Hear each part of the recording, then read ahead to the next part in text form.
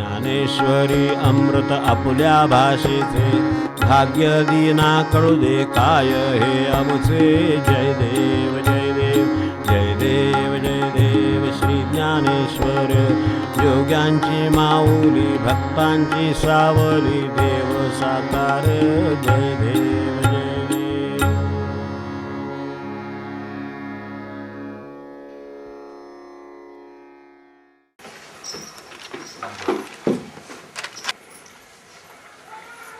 सामान्यातल्या सामान्य माणसापासून सामान्यातल्या असामान्य माणसापर्यंत सर्वांच्या बद्दलचं प्रेम आणि उद्धाराची तळमळ ओतप्रोत भरून राहिलेली आहे. त्याचा आपल्याला अभ्यास करण्याचंही भाग्य मिळतं हे आपण लक्षात ठेवूया. कारण यातल्या वेगवेगळ्या गोष्टी वेगवेगळ्या ठिकाणी असतात. असामान्यांना सांगणारे गुरु, असामान्य सांगणारी माणसं वेगळी असतात. सामान्यांना सांगणारी माणसं वेगळी असतात कदाचित. सगळ्यांनाच सांगणारी, त्यातही प्रेमाच्या कळवळ्याने, कल्याणाच्या तळमळीने सांगणारे अशी पुन्हा वेगळी, विद्वत्तेनं सांगणारे वेगळे, माहितीचा देखावा करणारे वेगळे. किती प्रकार आहेत सांगणाऱ्यांचे. त्यात हे आपल्याला जे मिळालं ते आपल्याला पहिल्या वाक्यात सांगितलं. आपण आता आज आपल्या समोर गेले 2 महिने 10व्या अध्यायाला सुरुवात करायची असं ठरलंय. पण पहिलाच त्यातला भाग असा आला की 1 ते 9 अध्यायामध्ये काय घडलं हा भाग आला. त्यामुळे आपण पहिल्या अध्यायामध्ये गेलो आहोत. दुसऱ्या आणि तिसऱ्या अध्यायाचा काही भाग आपण सारांशाने पाहिला. पहिल्यात आपण येऊन थोडेसे थांबलो. पहिल्या आणि दुसऱ्या अध्यायाचा काही भाग बघायचा आहे. म्हणून आज नेहमीच्या पद्धतीनं वाचन न करता एकदम प्रार्थना करूया आणि काय ते समजून घ्यायला आपण सगळे मिळून सुरुवात करूया.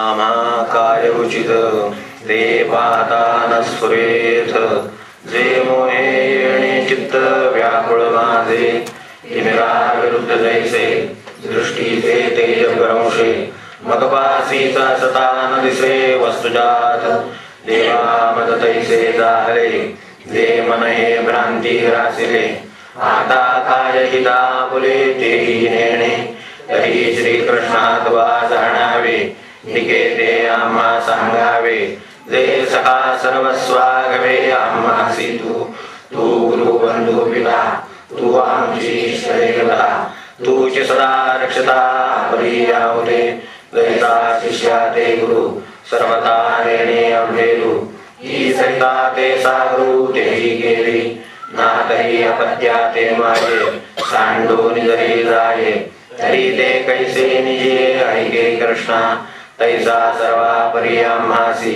देवा तूचे गासी, आणि बोलले तरी न मानिसी मागील माझे, तरी उचित काय आम्हा, जे व्यभिचारे ना धर्मा, ते तळतळी पुरुषोत्तमा सांगे आता. पुंडरीक वरदार विठ्ठल श्री ज्ञानदेव तुकाराम पंढरनाथ महाराज की जय. संतन की जय.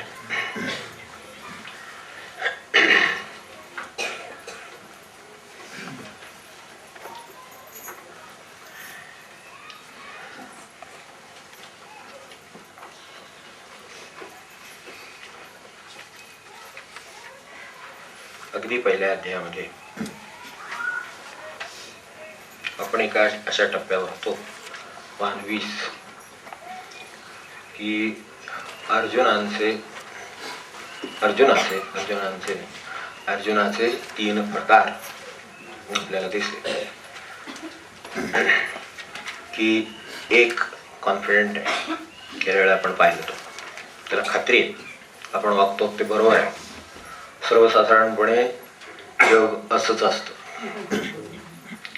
त्यांना आपण वागतो ते चूक आहे की काय अशी शंका जेव्हा मुलाचं लग्न होऊन सून येते.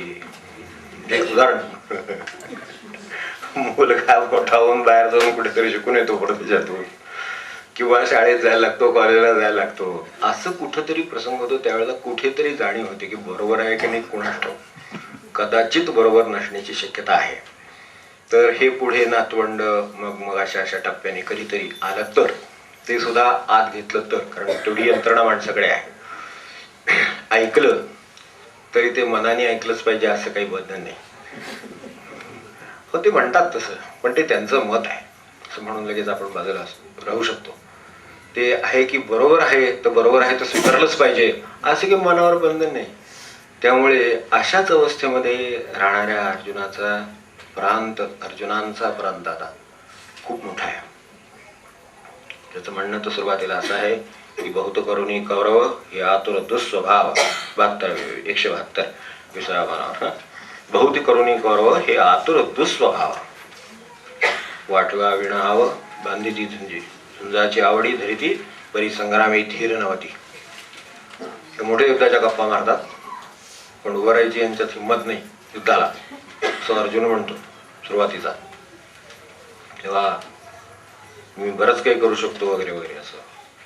तर हे सगळं त्याची अवस्था सुरुवातीच्या अर्जुनामध्ये आपल्याला दिसते. सर्व प्रतिबिंबित अगदी म्हणून ज्ञानेश्वरीला गीतेला एवढं सार्वकालिकत्व आलेलं आहे.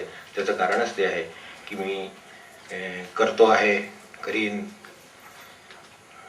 खात्री आहे अशा स्वरूपाच्या भूमिकेत बरेच वेळेला वास्तवाचा कधीतरी सामना होतो. वास्तव परिस्थिती ही समोर जी आली ती एकदम म्हणून त्या जोरात सांगितलेलं आहे की योत्स्यमानानवेक्षेहम हे ते तर समागता.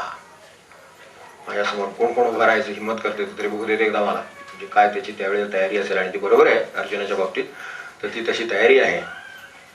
मग काय झालं एवढं असं जर आहे तर मग युद्धाला काय झालं त्याचं कारण हा मधला अर्जुन आहे.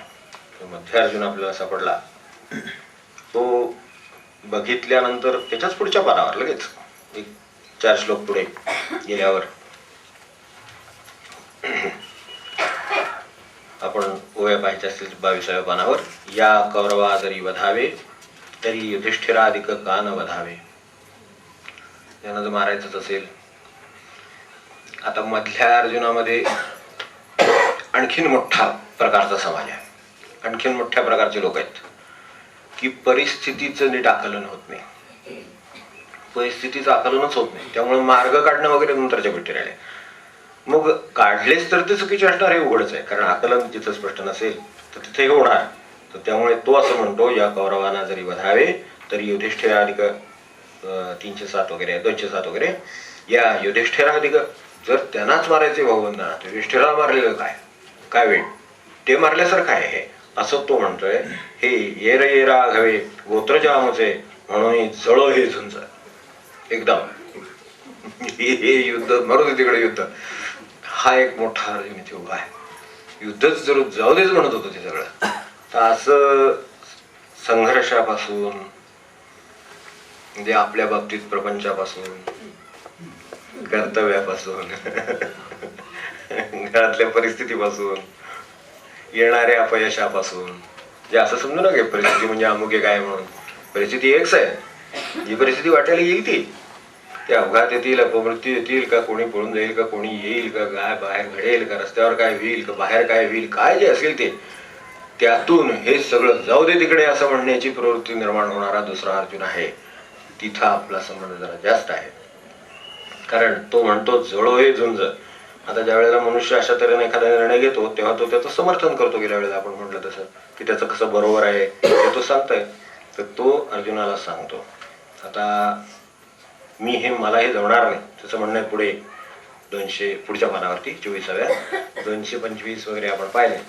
अभ्यास आपण आता ओव्यांच्या आधाराने यातला करूया असं म्हटलं होतं म्हणून हे मुद्दाम बघ.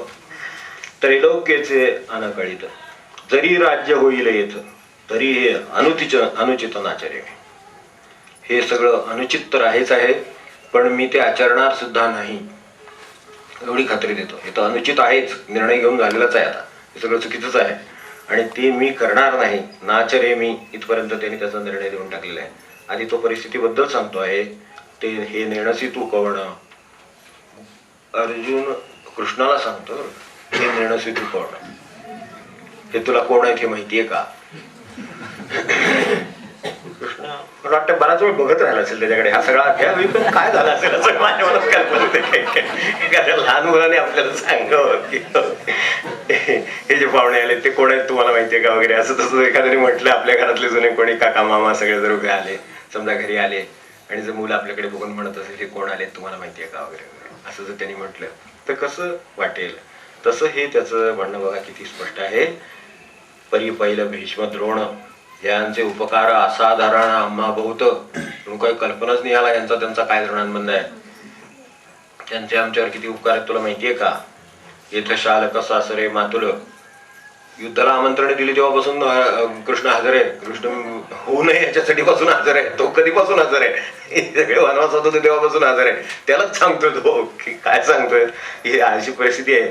हे शालक सासरे मातुल शाला संबंधी नसतात सगळे आमचे सासरे हे आमचे तुमचे सगळे मामा काका सगळे बंधू सगळं पुत्र नातू केवळ हे इष्ट सुद्धा इष्टमित्र सगळे अवधारी अति जवळकीचे हे सकळही सोयरे आमोचे म्हणून दोष आणि वाचे बोलताची.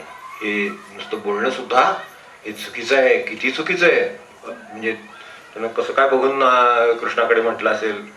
कृष्ण लिलातलाच हा एक भाग असावा असं वाटतं काही वेळेला. असं उलटीकडनं पाहिलं तर असं वाटतं की कृष्णाने त्याच्या तोंडून वधवून घेतलं सगळं की जे काय काय होण्याची प्रपंच शक्यता आहे. त्यामुळे मग काही काही वेळेला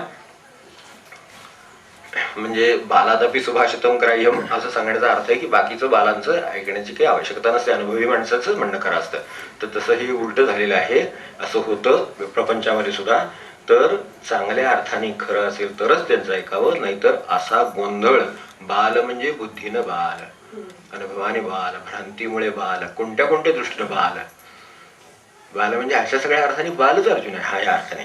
तर त्याचं तिथं गोंधळ झालाय काहीतरी. तो काय झालाय तो उलट तो स्पष्ट करून सांगतोय. माझं त्याचं म्हणणं असं आहे की तरी आम्ही का जन्मावे कवणा लागी जियावे या वडीला या चिंतावे विरुद्ध म्हणे पुत्रा तेपसी कुळ त्याचे काय हिची फळं की निर्धारी जे केवळ कोत्रा फुले.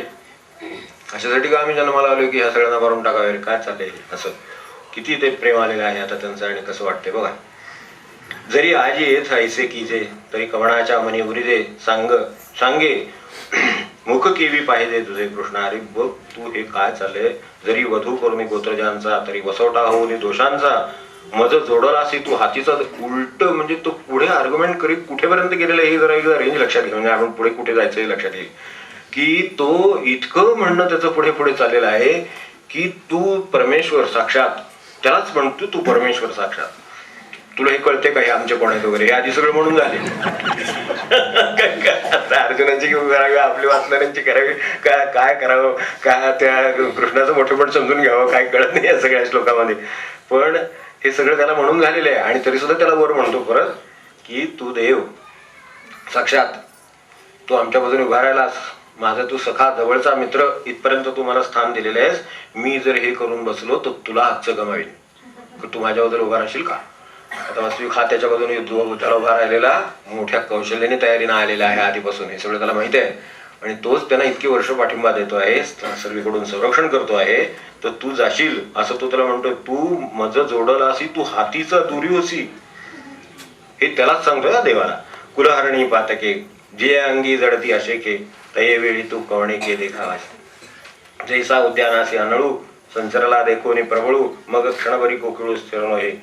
असं जर आग लागली ते कोकिळीसारखा पक्षी त्या जंगलामध्ये आगीत राहील का. तसं तू इतका देव आमच्या जवळ असलेला मी जर असतं काहीतरी करायला लागलो. ह्याला युद्धाला लढण्यासाठी आणलेलं आहे. त्यांना सांगतोय की आम्ही जर हे युद्ध करायला लागलो तर तू आमच्याबरोबर राहशील का. कोकिळ पक्षी राहतो का आग लागलेल्या ठिकाणी. तसं तू केव्हा उडून जाशील आमच्यापासून दूर जाशील. त्यामुळं हे काय चाललंय हे तुला पण कळत नाहीये. तर तू मला बरीला पाठवू नको आता. तयापरी तू देवा मज झको नयसी मावा जरी पुण्याचा ओलावा नाशी देईल. म्हणून मी हे न करी ये संग्रामी शस्त्र न धरी हे किडाळ बहुती परी दिसत असे. तू जशी अंतराय होईल मग सांगा आमचे काय उरेल. हे कळतं. तू नसलास तर आमचं काय होईल. तेव्हा आता तोच त्याला हा सगळा धर्मोपदेश करतो आता अर्जुन या कृष्णाला. हे अभिमानामध्ये भरले जरी संग्रामापा आले तरी आम्ही आपले इथं जाणावे लागेल. त्यांना एक कळत नाही म्हणून ठीक आहे. त्यांना एक काय अक्कल नाही आहे ते ठीक आहे. म्हणून आम्ही गमावली आहे का, ही बघा कशी आहे ती अक्कल. ज्यांनी एवढं केलंय त्यांना आता एक दिवस ठेवायचं कारण नाहीये. हे सगळ्या परिस्थिती लागू असतं बरं का. प्रत्येक ठिकाणी महाभारत घडत असतं, प्रत्येक ठिकाणी गीतेची गरज असते. तर अशा ठिकाणी स्वधर्माचा विसर हाच माणसाला आपल्या स्वतःच्या आत्मनाशाला कारणीभूत होतो.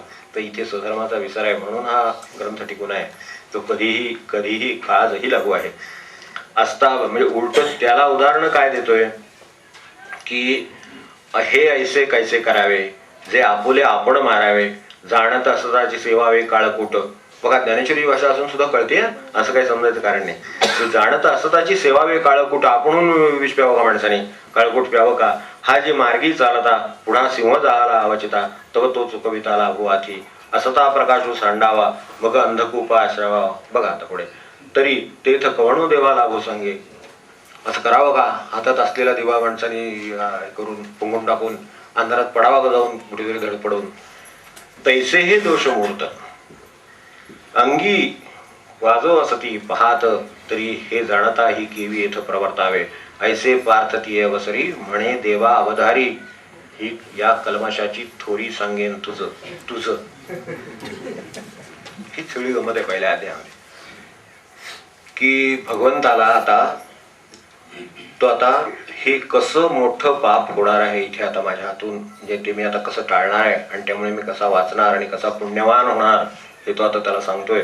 आणि ह्या कलमशाची म्हणजे पापाची थोरवी म्हणजे ते किती प्रचंड पाप माझ्या हातून घडणार आहे हे आता मी तुला सांगतो. एथ पार्थ ऐती देहावधारी म्हणे देवा अवधारी, या कलमशाची थोरी सांगेन तुझं. असं करून आता मी तुला ते कसं होणार आहे ते सांगतो. मग सगळं वर्णन त्याचं आणि मग म्हणणं काय आहे की असता दीप उदवडीजे मग अंधारी रहाटीजे, तरी उजूची का आढळीजे जे आपरी. हातातला दिवा बसल्यावर ठेच लागली तर त्याला जबाबदार कोण, बोल. कृष्णाला सांगतात बोल, त्याचं उत्तर काय तुझ्याकडे. अशी परिस्थिती झालेली आहे सगळी पहिल्या अध्यायामध्ये. तेव्हा यात काहीही कृष्णाने म्हटलेलं नाही पहिल्या अध्यायामध्ये. कारण जाणते लोक असतात ते प्रथम ऐकून घेतात. कृष्णमूर्तींचं एक वैशिष्ट्य होतं, नेहमी कोणी जरी आला त्यांच्याकडे तरी शांतपणाने त्याला काय म्हणायचं ते समजून घेतो. कारण जेथे प्रश्न तेथे उत्तर, असे इतर कोणी जबाबदार. तशी परिस्थिती आहे. ज्ञानेश्वरांची बारकावी कुठे कुठे बघत जायचे, एक जाता जाता उदाहरण देऊन पुढे जातो. कारण हा आपल्याला अध्याय सोडून पुढच्या अध्यायात जायचं, तिथे आपलं खरं काम आहे आता. कारण पहिल्या अध्यायातलं साधारण आपल्याला लक्षात आलेलं आहे काय म्हणायचं ते. तर ह्याच्यात एक पान 12 वरती उभी आहे. हळू ज्ञानेश्वर जाता जाता त्यांचा फरक कुठे पडतो ते जाता जाता कळतं. बघा, धर्मक्षेत्री कुरुक्षेत्री सर्वांना माहिती आहे. तमविता युत्स्वा मामगा पांडवाचे. धृतराष्ट्राचं म्हणणं असं आहे, तो तिकडे पुत्रस्नेह होईतो, तो त्याच्या स्वतःच्या ह्याने आंधळा झालेला आहे पुत्रप्रेमाने. हा या सगळ्या परिस्थितीमुळे भ्रांतिमान झाल्यामुळे ह्याला कळत नाहीये. तो उलट अर्जुनच शिकवायला निघाला त्या कृष्णाला की काय धर्म आहे काय अधर्म आहे, कसं चुकतं आहे, सावरण्याची गरज आहे, हातचा दिवा माणसाने करावा का वगैरे वगैरे. आणि मी आता तुला धर्म समजावून सांगतो, कोणता अधर्म होणार आहे ते सांगतो. हे सगळं सांगणारं पुढे घडतंय. तर मामगा पांडवा शैवक इथे सुरुवातीला जी ओवी आहे तिचे महाराज ज्या वेळेला अनुवाद करतात, त्याचं ज्या वेळेला उदाहरण देतात, दृष्टांत देतात, समजावून देतात, त्यावेळेला ते काही काही वेळेला भर तर उत्तमच असते. तो प्रश्न ते माऊलीचं सांगणं आहे. पण त्याच्यामध्ये जाता जाता सुद्धा इथे एक मूळ जी संहिता आहे तिच्यामध्ये असं म्हटलेलं आहे की तो आधीच म्हटलेला आहे, धर्मक्षेत्रे कुरुक्षेत्रे समवेता योत्सवा मामका पांडवा. माझे आणि पंडूचे असे, त्यात माझे आधी आहेत, त्याला त्यांची चिंता लागली, त्याला पांडवांची चिंता लागलेली नाही आहे. त्याच्या बाजूने तो पूर्ण महत आहे.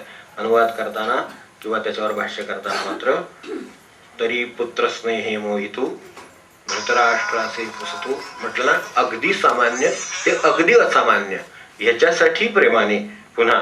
त्यामुळे ज्ञानेश्वर महाराजांनी हळूच सुधारून कसं घेतलं पुढची ओवी अवश्य पहा की तरी पुत्रस्नेहे मोहितू धृतराष्ट्राचे पुसतू म्हणे संजया सांगे मातू कुरुक्षेत्रीची. इथपर्यंत ठीक आहे, मला तिथं काय घडलं ते सांग. ते जे धर्मालय म्हणजे तेथे पांडव आणि माझे हळूच दुरुस्ती केली की धृतराष्ट्राकडून थोडासा प्रमाद आहे की तो मोठा आहे, तेव्हा त्यानं चौकशी करताना चुकलं की त्याला स्वतःच्या मुलांचा मोह पडलाय म्हणून मामका हा आधी विचारलं, मग पांडवाचे विचारलं. त्यांनी दुरुस्त करून घेतले पांडव आणि माझे, अशी हळूच दुरुस्ती केली अनुवाद करताना. त्यांना काही यात अनुवादात अवघड होतं किंवा काय कुठे यमकाची काय प्रासाची अडचण होती असं समजायचं काय कारण नाही. त्यांनी धृतराष्ट्राचं म्हणणं असलं तरी सुद्धा थोडं, म्हणून शेवटी त्याला पुरा माझी रेडा निवांत बसला म्हटलं नाही का 9व्या अध्यायामध्ये. शेवटी इतकं ज्याला सुधारून घेत आहेत त्याच्यावर जर काही परिणाम होत नसेल तर काय म्हणते शेवटी, आता काय ते तर काय करणार, अशी परिस्थिती आहे. तिथपर्यंत आपण पोचलोत 9व्या अध्याय. तर आता हा सगळा पहिल्या अध्यायातल्या अर्जुनाची अवस्था झाली. आता त्याचं म्हणणं स्पष्ट आहे, नाचरे मीच तुला आता या सगळ्या पापाची थोरवी सांगतो. तेव्हा ही अवस्था घेऊन दुसरा अध्याय सुरू झाला. आपण तिथे होतो. तिथं त्याला बोलणं भाग आहे आता, कारण ह्याला आता हे सगळं गोंधळ काय उडाला आहे. का तर माणसाचा ज्या वेळेला मुक्तीमध्ये गोंधळ होतो तेव्हा मुळात मग पुढे कृतीमध्ये होतो. बोलण्यात गोंधळ होतो मग पुढे कृतीत गोंधळ होतो. त्याच्या आधी मनामध्ये गोंधळ असतो. तिथं चुकलं की बोलण्यात चुकतं, बोलण्यात चुकलं की कृतीत चुकतं, मग परिणामात चुकतं आणि मग शेवटी त्याचं जे काय व्हायचं असतं फळात तिकडे चुकतं. तर अशा दृष्टीनं सगळं चुकत जातं. त्यामुळे सुधारायला पाहिजे ते तिथून सुधारायला पाहिजे हे त्याच्या लक्षात येतं. आणि म्हणून जिथे चुकलेलं आहे तिथे सुधारायची गरज आहे. म्हणून त्याला हा अशा पद्धतीनं जर राहिला, हा कुलधर्माचं त्याला सांगतोय. कुलधर्मदीप असं म्हणू आपण. कुलधर्मदीप अर्जुन आहे आणि स्वधर्मदीप कृष्ण आहे.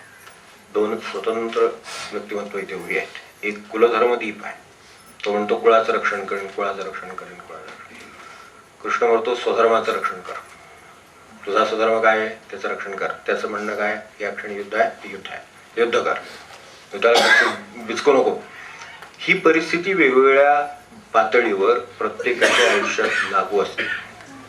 म्हणून गीतेला रिलेव्हन्स आहे, तिची जी उपयुक्तता आहे, तिचा वापर आहे, तो आजही टिकून आहे. तो एवढ्यासाठीच आहे की तशी जशी परिस्थिती तिथे आली तो त्यावेळेला वेगळ्या कारणाने संभ्रमित झाला, वेगळ्या कारणाने भ्रांतीमध्ये सापडला. तसाच वेगवेगळ्या प्रसंगी प्रत्येक जण, लहान मूल सुद्धा भ्रांतीमध्ये सापडतं. मोठ्या माणसांचं विचारायला, कारण त्यांच्यावर तर इतक्या गोष्टी आढळलेल्या असतात येऊन की त्यांची भ्रांती जास्त मोठी असते. ती बाहेरून येईल, ती संस्कृतीतून येईल, ती इतर विचारातून येईल, एखाद्या चुकीच्या दिशाभूल करणाऱ्या एखाद्या म्हणण्यातून येईल, कुठून येईल सांगता येत नाही. कशी भ्रांती माणसाने निर्माण होईल आणि स्वधर्माचा विसर पडेल, स्वतःच्या कर्तव्याचा विसर पडेल आणि तो तारीफ दुसऱ्याची करायला लागेल आणि माझंच म्हणणं कसं बरोबर आहे हे सांगायला लागेल. हे सांगता येत नाही. म्हणून केवळ हे सगळं सांगण्याची गरज आहे. आणि म्हणूनच गीतेला रेलेव्हन्स किंवा ज्ञानेश्वरीला रेलेव्हन्स आहे. तो शेवटपर्यंत तसाच राहणार. हे तो पुढच्या अध्यायामध्ये आपण आता तिथे गेलोच आहे. आता पहा की 34व्या पानावर आहे दुसऱ्या अध्यायामध्ये. हे झुंज नव्हे प्रमाद असं त्याचं म्हणणं आहे. अजूनही मी काय भस्मासुर आहे का असं शेवटच्या वेळी विचारलंय. या सगळ्यांना खाऊन टाकायला इथपर्यंत त्याची भूमिका कायम आहे. आता ह्यात मगाशी म्हटल्याप्रमाणे आपली अडचण जी आहे ती मूळ मनाचा घोटाळा इथे आहे. म्हणून आत्मानं रथिरम विद्धी, कठोपनिषदामध्ये म्हटले की नाही की आत्मानं रथिरम विद्धी शरीरम रथमेव तू. आता त्याच्यात जे उधळणार आहे ना सगळं, आपल्याकडे एक वाहन आहे समजा, तर एक ताशी 25 किलोमीटर जाणार आहे, दुसरं काय 50 किलोमीटर जाणार आहे, 100 किलोमीटर जाणार आहे, 500 जाणार आहे, 1000 जाणार आहे. जितकं वेगवान वाहन आहे तितकं आपल्या दृष्टीने चांगलं असतं, ही गोष्ट खरी. पण समजा त्याला नियंत्रण आणि चालवणारा जर बरोबर नसेल तर तितक्याच वेगाने खड्ड्यात टाकतो. एखादं 500 किलोमीटर वेगाने जाणारं किंवा 300 किलोमीटर वेगाने जाणारं वाहन चुकीच्या ठिकाणी किती लवकर जाऊ शकेल तर जास्त लवकर जाऊ शकेल. 50 किलोमीटर जाणार तर सावकाश तरी जाईल, कुठेतरी सावरता येईल मध्ये. तर असं आपल्याकडे असलेलं सर्वात वेगवान काय आहे तर ते मन आहे. ते सर्वात वेगवान आहे. त्यामुळे त्याला जर लगाम बरोबर असेल आणि जर त्याचं नियंत्रण बरोबर असेल, नियंत्रक जर बरोबर असेल, तो जर व्यवस्थित चालवित असेल तर तेच त्याला चांगल्या ठिकाणी पोहोचू शकतं. कालच्या प्रश्नामध्ये एक प्रश्न आहे की आम्हाला खूप उशिरा लक्षात आल्या की जीवनाच्या दिशा चुकल्या, आपण स्पर्धा उगाच केल्या, संघर्ष उगाच केले, इतरांशी तुलना उगाच केल्या, पैशाच्या मागे उगाच लागलो. एक प्रश्न आहे असा हे सगळं आता आमच्या लक्षात आलं की हे उगाच कीर्ती प्रसिद्धी काय तरी कारणाने आम्ही वागत राहिलेले आहोत आणि ही खरी दिशा नव्हे. माझा आनंद यातून मिळणार नाही मला याची मला खात्री झाली. पण आता वय झालं तर आता आम्ही याच्या पुढे आमच्या सन्मार्गाला किंवा योग्य त्या मार्गाला लागून विवेकाच्या विचाराच्या परमेश्वराच्या काय आपण परमार्थाच्या त्या मार्गाला लागून आता ह्याच्या पुढे कसे पोचू असा प्रश्न विचारलेला. ते त्याचं उत्तर हे म्हणजे कालचा विषय राहिला आज काही प्रश्नोत्तर घ्यायला वेळ राहिला नाही म्हणून की त्याचं उत्तर हे आहे की जाणारं कोण आहे. तुमचं शरीर कुठे थोडं घेऊन पोचवायचंय. असा काही प्रवास आहे का जिथून दिल्लीला करायचा तो खूप लांब आहे म्हणून. जे चुकीच्या दिशेनं जात होतं ते वेगाने जात होतं म्हणून इतकी वर्ष ते वेगाने गेलं ते चुकीच्या ठिकाणी येऊन पोचलं. म्हणून आता उतार वयात सुद्धा दुःखाला सामोरं जावं लागतं. ही वस्तुस्थिती आहे. तुमच्या लक्षात आलं ना. प्रवास चुकला म्हणून दुःखाला ममतेने चुकला, कशाने चुकला, स्पर्धेने चुकला, चुकीच्या आदर्शाने चुकला, किती प्रकाराने चुकला असेल काय असेल ते असेल पण तो चुकला शेवटी कुठे हातच ना मनातच ना. मग त्याच्याच सह्याने आपला हा सगळा प्रवास सुरू आहे ना. मग समजा तिथे ठरलं माझं की हे बदलायचंय तर त्याच्या वेगाला काही नियंत्रण आहे का. त्याच्या वेगाला मर्यादा आहे का. त्याचा वेग असा 100, 500, 200, 1000 असा किलोमीटर कुठे मोजता येतो का. विमानाचा वेग एक वेळ मोजता येईल. आत्ताच्या काय रॉकेट्स असतील त्याच्या वेगाने एक वेळ विचार केला तर काहीतरी सांगावं लागेल की 1000 किलोमीटर वेग आहे तर 1000 किलोमीटर जायला त्याला 1 तास लागणार तर 1 तास लागेल. आजच्या काळात 1 सेकंद लागेल अशा भाषा म्हणण्यापर्यंत आलेले आहे. हे ठीक आहे पण त्याच्याही पेक्षा वेगवान गोष्ट आपल्याकडे आहे. त्याच्याही वेगपेक्षा वेगवान घोडे आपल्याकडे आहेत की जे देऊन पोचवू शकतात. तर माणसाला 70ला लक्षात आलं तर तो योग्य रस्त्याला जाऊ शकेल, योग्य ठिकाणी जाऊ शकेल. याचं कारण का तर त्याच्याकडे साधनच तसं दिलेलं आहे. जे मनाचं साधन आहे त्याच्या वेगाची कल्पना करता येत नाही कारण हे विचाराने आत्ता या क्षणी इथे बसलेला आहे. आपल्या देहाने इथे या क्षणी बसलेला आहे पण विचाराने ते या क्षणी आपल्या घरच्या एखाद्या उघड्या राहिलेल्या नळाची शंका सुद्धा त्याला मनात आलेली असू शकेल किंवा घरी मुलगा यायचा होता या वेळेला वेळेवर आला असेल का. त्याला द्यायची वस्तू दिलेली असेल का. निघता निघता अमक्याला निरोप सांगायचा राहिला, फोन करायचा होता ते राहिला. काय वेगाने त्याचं काम सुरू आहे. इतक्या वेगाने जर काम करणारं समजा साधन आपल्याकडे आहे अशी कल्पना करा तर या साधनाला परमेश्वर गाठायला किती वेळ लागेल कसं सांगता येईल. तसं नाही सांगता येणार. तुमच्या जशा लौकिक दृष्टीने म्हणता येतं की या गोष्टीला 50 वर्ष लागतील, या वर्षीला 10 वर्ष लागतील, या वर्षीला 5 वर्ष लागतील तशी या बाबतीत लागणारच नाही.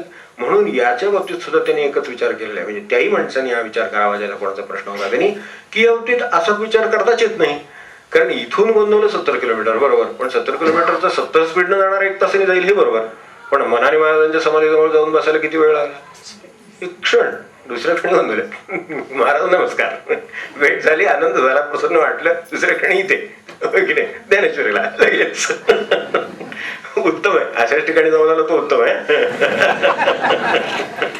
कुठं सेल लागला असला तिकडे जाऊन आता आपण आज शेवटचा दिवस आहे ज्ञानेश्वरी संपून पोचतं की नाही कोणाटो. तर असं काय असेल तर उलगलेल्या बाजाराची चिंता इथं बसून वाटली तर अवघड आहे. त्यामुळे हे इथून तिथं जाणं जर या मनाला शक्य आहे तर या मनाला परमेश्वर किती लांब आहे. बरं परमेश्वर किती लांब आहे मुळात हाच विषय मुळात कुठे आहे की तो गोंधळात आहे किंवा काढावर आहे का आणखीन कुठे आहे सुगावला आहे का आणखीन कशात आहे हे कुठं ठरलेलं आहे ते अजून आपल्याला समजूनच घ्यायचंय की ते मुळातच आपल्याकडे आहे. जिथे जिथे मन वास करत आहे त्याच्यात शेजारी आत्मरूप वास करत आहे. मग आता तिथून तिथे हात मिळवणी करायला किती वेळ लागणार. सेकंडचं काम आहे फक्त धाडस आहे पाहिजे. सेकंड करायला धाडस लागतं, एकटं राहायला धाडस लागतं.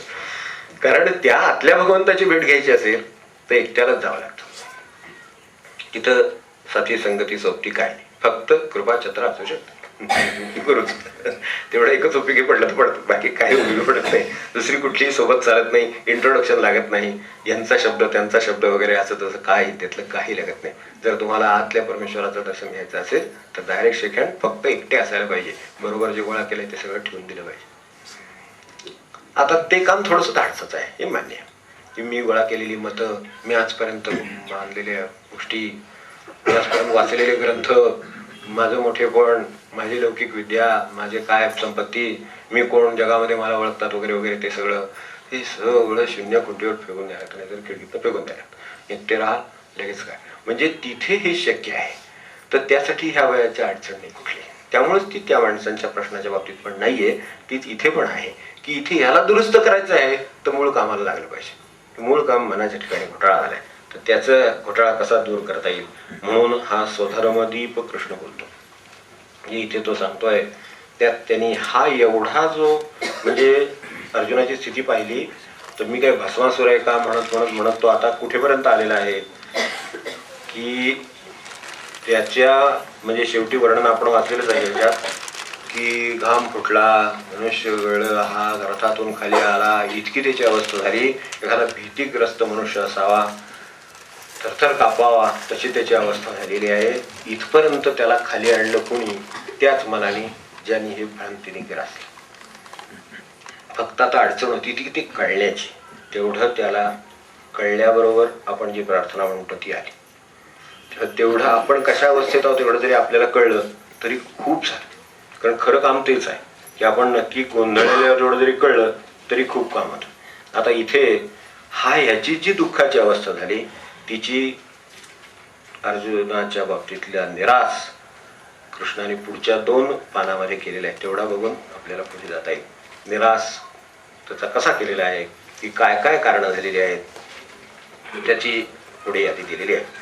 असाध्य देखो व्याधी अमृता समदिव्य औषधी. पुढच्या पानावर जर आपण पाहणार असाल तर 85-86 ओव्यात पाहिलं तरी चालेल. वैद्यसूची निरवधी निदानीची तैसे विवरतू असे श्री अनंत. या दोन्ही सैन्यातू जया बाई पार्थू सांडी भ्रांती. पहिला विचार त्याला सांगितलेला तो हा, तू जाणता तरी म्हणविसी परी नेणवे तेन संडीसी आणि शिकवू म्हणो तरी बोलसी भौसाल नीती जात्यंधा लागे पिसे मग ते सैरा धावे जैसे तुझे शहाणपण तैसे दिसत असे. एक तुला स्वतःला म्हणजे दुःखाच्या कारणाचं पहिलं कारण स्वतःला न ओळखणे. आपण त्यातल्या कारणांचा अनालिसिस घेऊ स्वतःकडे. मी बघितलं ह्याच्यामध्ये साधारण 6 कारणं कृष्णाने त्याच्या समोर ठेवलेली आहेत. मनुष्य दुःखात असतो, निराशेत असतो, बेचैन असतो, विचलित असतो. आपले नेहमीचे अनुभव घ्या सगळे ते सगळे म्हणजे सगळ्यांनाच सगळे असतील असं मला म्हणायचं नाही. काही शांत प्रसन्न चित्त आनंदी वगैरे 24 तास वगैरे असं बनवू शकतील. पण जर नसतील कोणी समजा तर त्यांनी घ्या असं वाटलं तरी तर त्याची काय कारणं असतात तिथं कृष्ण सांगतो. त्याचं त्यांनी पहिलं कारण सांगितलं. एक तर स्वतःला ओळखलेलं नाही. स्वतः आपण आपल्याला आता हे सगळं सांगणं अवघडच खरं सांगायचं. त्याने काय म्हणले हे स्वतःला ओळखत नाही असं जर एखाद्याला आपण स्वतःला ओळखता का वगैरे असं म्हणजे हे धाडस आहे. पुढचं आपलं संबंध बिघडण्याची सुरुवात आहे ही, दुसरं काही नाही. असलं काहीतरी एखाद्याला जर म्हटलं की नाही जवळच्या माणसाला तुम्ही ओळखता का म्हटलं तर घरातल्या थोडीशी शंका येईल. ओळखतो मी पण खात्रीने देत आहे असं म्हणतो. हा म्हणजे जरा काहीतरी सांग स्वतःला ओळखतो. स्वतःला का ओळखायचं म्हणजे साध्या भाषेत म्हणजे जन्मापासून ओळखतो. अगदी सोप्या भाषेत सांगायचं म्हणजे इतकी जुनी ओळख आहे त्याची स्वतःची. पण स्वतःला मनुष्य ओळखतो का तर नाही ओळखत. हे त्याचं खरं उत्तर आहे. त्यांनी स्वतःला ओळखलेलं नाही म्हणून तो दुःखात आहे. कारण त्याला स्वतःला मी ओळखतो असं वाटतं. स्वतःला म्हणजे काय? शरीर पाहिलं तर आरशासमोर उभं राहिलं तरी दिसतं. ही स्वतःची ओळख आहे म्हणता येईल का? मी कोणता विचार करतो, माझ्यावर कोणते संस्कार आहेत, ते कशामुळे झाले, मी आज ह्या विचाराला का आलो, आज मला हे सगळे आप्तसखे सगळे इतके वर्ष मी ज्या युद्धाची तयारी करीत होतो युद्ध करायची वेळ आल्याबरोबर सगळे आप्त कसे काय दिसायला लागले, हे विचार करणारं मन कोण, त्याचा इथे संबंध काय, मी इथे मुळात आलो कशासाठी मध्यावर, ह्या एवढ्या युद्धाच्या प्रचंड प्रसंगाच्या मध्यावर मी येऊन स्वतःला मला नाही कोण कोणाचे एकदा बघून घेऊ दे आणि पहिल्यांदा कोणाचा समाचार घ्यायचा ते ठरवूया असं त्याचं मत होतं. त्याच्या मताचं एवढं परिवर्तन व्हावं अशी मताची अवस्था आहेच कशी मुळात? चित्तात मताची स्थिती काय आहे? कित्येकांना पाहिलं तर स्वतःचं मत नसतं. हा एक मोठा मतच आहे म्हणून तर बहुतेक मतदान घेतात. स्वतःच मत असल्यामुळे दुसऱ्यांना मत ठरवणं सोपं जातं त्यांची, अशी गंमत आहे ते. तर त्यामुळे स्वतःच मत असणं म्हणजे विचार करण्याची शक्ती असणं, त्यामधलं सार सार ठरवता येणं आणि योग्य अयोग्य ठरवता येणं, चूक बरोबर ठरवता येणं, हे साधं माझे कल कोणते, कृती कोणत्या, आवडी कोणत्या, निवडी कोणत्या, त्यातल्या सार किती, असार किती, चूक किती, बरोबर किती, स्वतःची ओळख म्हणजे किती गोष्टी आहेत. स्वतःची ओळख म्हणजे आरशासमोर दिसते ती नव्हे. 1 मिनिटाची ओळख आहे. फोटो काढला समोर लगेच माणसाचं चित्र आहे तसं उभं राहतं, बरोबर, हे ओळख झाली. पण ही ओळख झाली का माझी नक्की? मला इतके वर्ष ही गोष्ट लक्षातच आली नाही म्हणतो. हे इतके वर्षांनी लक्षात आलं म्हणजे अशा अनेक गोष्टी आपल्या आयुष्यात होत असतात. तर ते इतक्या वर्षांनी माझ्याही लक्षात आलं असं जे वाटतं ते त्याचाच अर्थ माझ्याही लक्षात येत नाही. मग निदान ही तरी ओळख असावी की मला बऱ्याच गोष्टी अजून लक्षात येत नाहीत. एवढं ओळखायला काय हरकत आहे? समजा एखादी गोष्ट आपल्याला उशिरा कळली ना, ठीक आहे, पण ती उशिरा कळली याचा अर्थ आम्हाला अनेक गोष्टी उशिरा कळतात असा सामान्य निष्कर्ष काढायला हरकत नाही की नाही? हो की नाही? इथे आता परवा असं काहीतरी झाल्याबरोबर आम्हाला कळलं की अरे असं होऊ शकतं, म्हणजे आम्हाला असं होऊ शकतं हे कळत नव्हतं, हे मान्य करायला हरकत नाही की नाही? सरळपणे मान्य करा, त्रुटी आहे, कशात तरी त्रुटी आहेत म्हणून घटना घडू शकतात अशा, याचा अर्थ त्रुटी आहेत, पण त्या त्रुटी मान्य करणं म्हणजे स्वतःची ओळख होणं आहे. कोण प्रामाणिकपणे करायला तयार आहे ते? तिथं अडचण आहे. म्हणून समजून घेण्यात एक अडचण आहे, मान्य करण्यात दुसरी अडचण आहे. अशी स्वतःची ओळख नाही, ती सर्व बाबतीत नाही, एक बाबतीत आहे असं नाही. सर्टिफिकेट तर काही दाखवता येतं, मी कोण म्हटलं की ही माझी सर्टिफिकेट आहे, मी ते आपण बायोडेटा नाही का भरत, पटापटा भरता येतो. जन्मतारीख आठवत नाही, पटकन सांगतो भरायला लागलं. 49, 59, 58 असं काहीतरी मागं पुढं असेल, 62, 63 असं काहीतरी होतं लिहिता लिहिता एकदम. मग बघितलं मी अनेकदा जन्मतारीख लिहा म्हणतो, पटक्यात मनुष्य नाही लिहू शकत सारी. आता लिहायचे प्रसंगही कमी येतात आणि तिला फारसा अर्थही नसतो, हेही खरं आहे. कारण त्याच्यानुसार काहीतरी असायला पाहिजे त्याच्याकडे काहीतरी.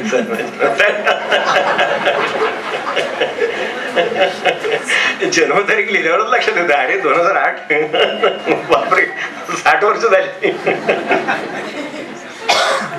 48 लिहिलं इथं, 60 वर्ष झाली असं ती जन्मतारीख लिहिल्यावर लक्षात येतं एकदम.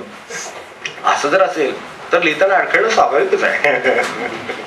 ज्याच्या जन्मतारखेवर त्याला कळायला लागल्यापासून लक्ष आहे, त्याची जन्मतारीख पण विसरत नाही आणि त्याला अर्थ पण असतो.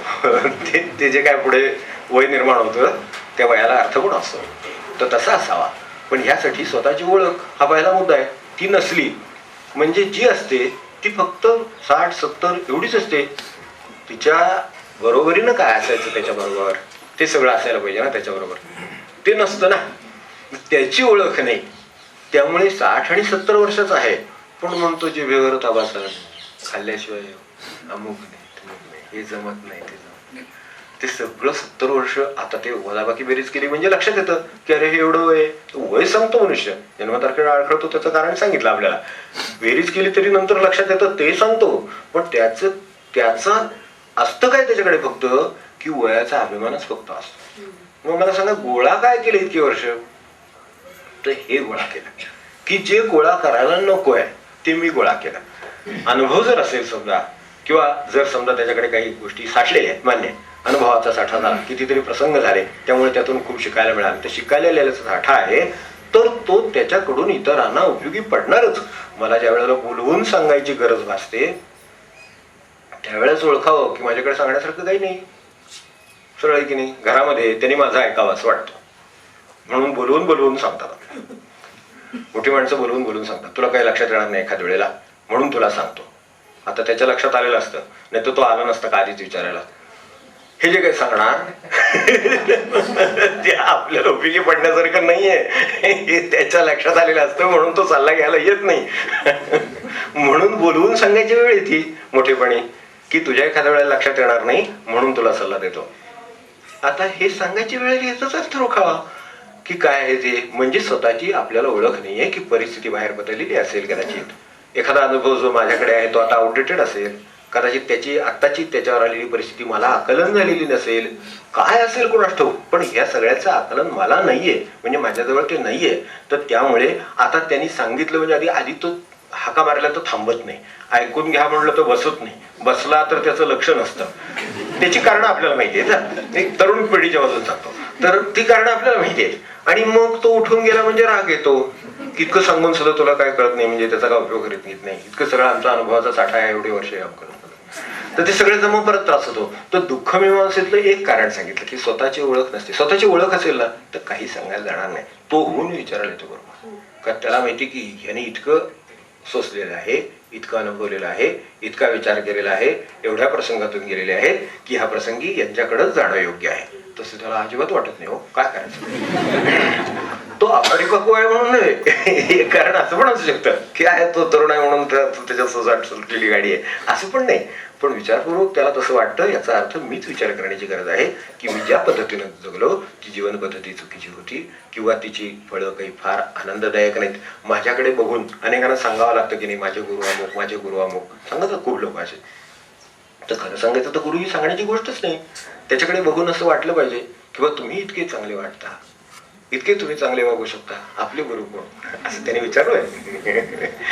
यात जे गुरुचं महात्म्य आहे, त्याच्या नावाचं महात्म्य आहे, ते काय बोर्ड लावून आणण्यात आहे का मला सांगा? काय नाही, त्याचा काय उपयोग नाही. कारण त्याच्याच ठिकाणी ते दिसलं पाहिजे की अरे कुणीतरी थोर पुरुष याच्या मागे असले पाहिजे, त्याच्याशिवाय हे शक्यच नाही.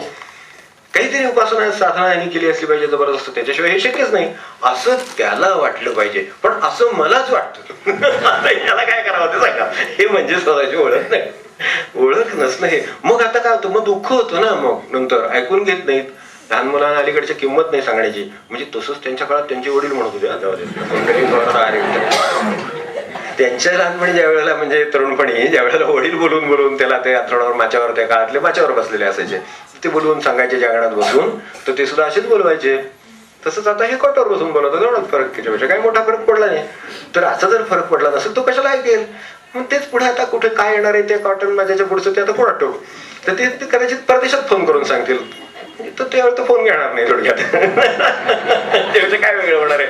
स्वतःची ओळख ज्याला झालेली आहे त्याच्याकडून मनुष्य शिकायला येईलच. कारण स्वतःची ओळख म्हणजे सगळ्या जगाची ओळख आहे. आपल्यापेक्षा वेगळी का माणसं जगामध्ये आहे? त्यामुळे युद्धाची कारण, ह्याची कारण, याच्याबद्दल पण काल एक प्रश्न विचारले. ह्याच्यावरती आपलं कर्तव्य का? अरे आपलं कर्तव्य का? आपणच मुळामध्ये युद्धाच्या स्थितीमध्ये मनामध्ये आहोत सतत. अत्यंत विरोधाभासात्मक गोष्टी आपण स्वतः करतो, याची आपल्याला कल्पना नसते. दुःखाची जी कारणं सांगितलीत ना, त्यामध्ये ते पण कारण आहे. स्वतःला न जाणणं, स्वतःमध्ये अनेक विरोधाभास माणसाच्या ठिकाणी असतात, तेच बाहेर दिसतात. एका बाजूनी आपण काय ते दारूबंदीचा कायदा आणि दुसऱ्या बाजूनी परवान्यांची ऑफिस. आता हे दोन गोष्टी एकत्र कशा काय चालतात हे कळतं काय? कोण काहीतरी आहे का रगड? हे दोन्ही एकाच वेळेला चालतात की नाही? इकडे त्याच्यावरची ती बंदीचा कायदा आणि मग त्याला दंड, मग शिक्षा, मग अमकं झालं तमकं झालं, आणि इकडे त्याच्यासाठी परवानगीच वेगळी ऑफिस की ह्याच्या ठिकाणी ही परवानगी मिळेल, त्या ठिकाणी ती परवानगी मिळेल. आता ती पण नको म्हणताय ना. आता नवीन बातमी आली, म्हणजे आपल्या माहितीत असेलच ती बहुतेक, तरी मी 2-3 दिवसापूर्वी वाचली की ते म्हणतात हे कशाला परवाने वगैरे पाहिजेत. इंडिव्हिज्युअल परवान्यांच्या बद्दल चाललंय, दुकानाच्या परवानगीबद्दल नाही बोलत आहे, तो वेगळा विषय. तर ती पण आहे आणि हे पण आहे. आणि आता इंडिव्हिज्युअल परवानगीची आवश्यकता नाही असं त्यांचं म्हणणं आहे आता. तर त्यासाठी पूर्वी ते 25 वर्ष वय वगैरे लागायचं ना, अशी परवानगी मिळायची. आता ते म्हणतात हे कशासाठी पाहिजे परवानगी वगैरे, ते काही नाहीच आहे त्यात काय परवानगी देण्यासारखं असं म्हणणं. टाइम्स ऑफ इंडियातलं माझं नाही सांगत बाबा, हे अगदी प्रतिष्ठित वृत्तपत्रातली अगदी खात्रीशीर बातमी आहे. आता मला हे विरोधाभास आहे, तसे असंख्य विरोधाभास आहेत आपल्या ठिकाणी. हे आत मनामध्ये जोपर्यंत सगळं सुसंवादी नाही तोपर्यंत जग सुसंवादी असेल अशी कल्पना करणं म्हणजे कल्पना विलास आहे केवळ. सत्य कशी असेल ती, म्हणून दुःख होत. एकाच वेळी माणसाला जवळ ठेवायचं, ओढायचा, आणि एकाच वेळी त्याला लांब फेकायचं, असं जर करायचं ठरवलं तर हालच होतील तिच्या. याच्यापेक्षा दुसरं काय होणार? तीच आपल्या अवस्था चित्ताची आहे. हे अनेक वेळेला लक्षात येत नाही. त्याचं म्हणणं त्यांनी स्वतःला ओळखलं नाही. आपल्याला जर उभी पाहिजे असेल तर पृष्ठ 38 वरती 92 यांनी स्वतःला ओळखलेलं नाही. तू जाणता तरी म्हणावीसी, मला सगळं कळतं म्हणतोयस पण तुला सगळं तर कळत नाहीये असं सांगायची वेळ आहे. तू जाणता तर म्हणतोयस पण तुला सगळं कळत नाहीये असं सांगायची वेळ आली. याचा अर्थ यांनी स्वतःला ओळखलेलं नाही. आपला काय गोंधळ झाला हेच त्याला कळलं नाही. आणि दुसरं दुःखाचं कारण आणि दुसऱ्याची शिकवायची ते ऐकली. तू जाणता तरी म्हणावीसी आणि शिकव तरी बोलसी बहुसाल नीती. सांगायचं म्हटलं तर तू सांगायला तयार आहे, तू आणि दुसऱ्याला शिकवतोयस. मला शिकव, कृष्णाला शिकवतोय म्हणजे एक वेळा रामाच्या बाबतीत वगैरे समजू शकतं. कृष्ण म्हणजे सगळं कळून प्यालेलं पूर्णावतार आहे होतो. तिथं काय त्याच्यात नाही असं नाहीये, असलं पूर्णावतार आहे. त्या पूर्णावताराला तो आता नीतिमत्ता, अमकं तमकं सगळ्या गोष्टी, हे धर्म अधर्म या सगळ्याचे कसे परिणाम, अमकं तमकं हे सगळं शिकवायला जातो. त्यामुळे अनेक वेळेला दुसऱ्याला शिकवायला जाणं हा आपल्या दुःखाचं एक कारण असतं. आपण साध्या पातळीवर ज्ञानेश्वरी घेतो, परत एकदा तात्विक समजून घेतो आणि एकदा आपल्या पातळीवर घेतो. तर मोठ्या पातळीवर काय समजून घेतली की इथं त्याच्या बाबतीत समजलं की स्वतःला ओळखत नाही. आणि आपण आपल्या बाबतीत, व्यवहाराच्या बाबतीत काय समजून घेतलं की प्रपंचामध्ये आपली स्वतःची जर स्वतःला ओळख असेल तर आपल्याला समुचित आदर लहान मुलाकडून सुद्धा मिळेल आणि मोठ्याकडून सुद्धा मिळेल. स्वतःची स्वतःला ओळख असेल तर. मला उत्तर माहित नाही तर मी उत्तर माहित नाही असं लहान मुलाला म्हणतो का? ही स्वतःची स्वतःला ओळख. एक उदाहरण म्हणून सांगतो. आपल्याकडे सर वर्गात सांगायची पद्धत आहे की तू नंतर मला क्लासरूम मध्ये भेट, सगळ्यांचा वेळ घालवू नकोस. मुलं ओळखतात त्याचा अर्थ काय.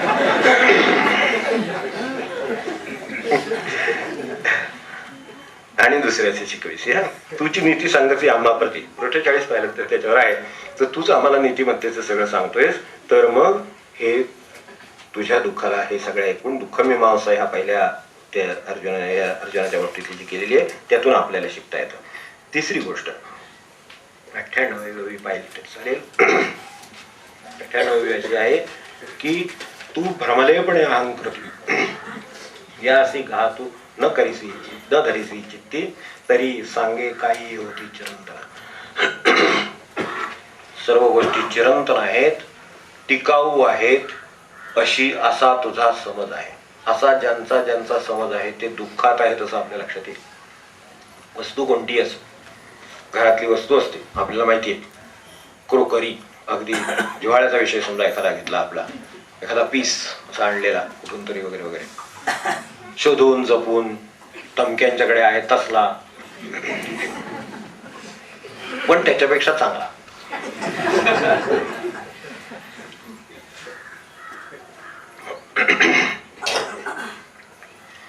आपल्या मुलाच्या हातात तो सुटला, सुटू नये खरोखर, कारण सुटला ह्या कल्पनेनेच आत्ताच धीर सुटतो. आपल्या घरचा काही सुटलेला नाहीये, सगळं व्यवस्थित आहे, काचेच्या कपाटात वगैरे सगळं काय व्यवस्थित ठेवलेलं आहे, आपण काही काळजी करू नका.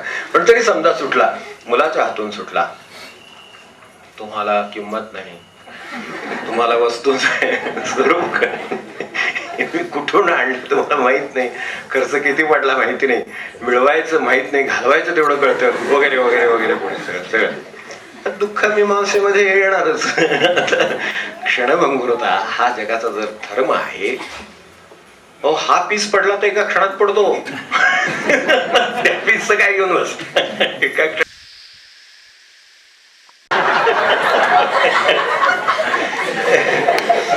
स्वतःला न जाणणे आणि न मान्य करणे, कुठल्या तरी क्लॉज खाली सापडत असतो. बघितलं मी, कृष्णाने अशी दुःख मीमांसा केलेली आहे, बरोबर सापडतो तेव्हा. आणि दुसऱ्यांना शिकवायचे. तर याच्यात असं म्हटलंय की सर्व चिरंतन आहे असं तुला वाटतं आहे, तर हे वाटणं हे दुःखाला कारणीभूत आहे.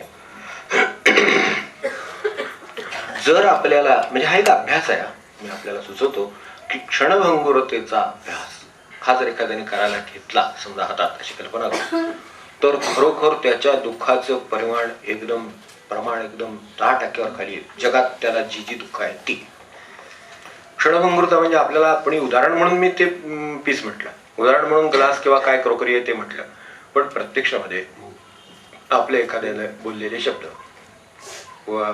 वाईट वाटलेले घटना, झालेला अपघात, चुकीच्या गोष्टी, काय जे आपल्याला, ज्याच्यामुळे आपल्याला दुःख झालंय, अशी दुःखाची बाजू गृहीत धरू, तर क्षणभंगुरता क्षणभंगुरच. कालचा अपघात कालच, परवाचा मृत्यू परवाच, आज तो नाही, तो तितक्याच क्षणाचा आहे. मृत्यू झाला तरी एका क्षणाचा, पडलं तरी एका क्षणात, फुटलं तरी एका क्षणात, दुसऱ्या क्षणी त्याला अस्तित्व नाही त्या अर्थाने.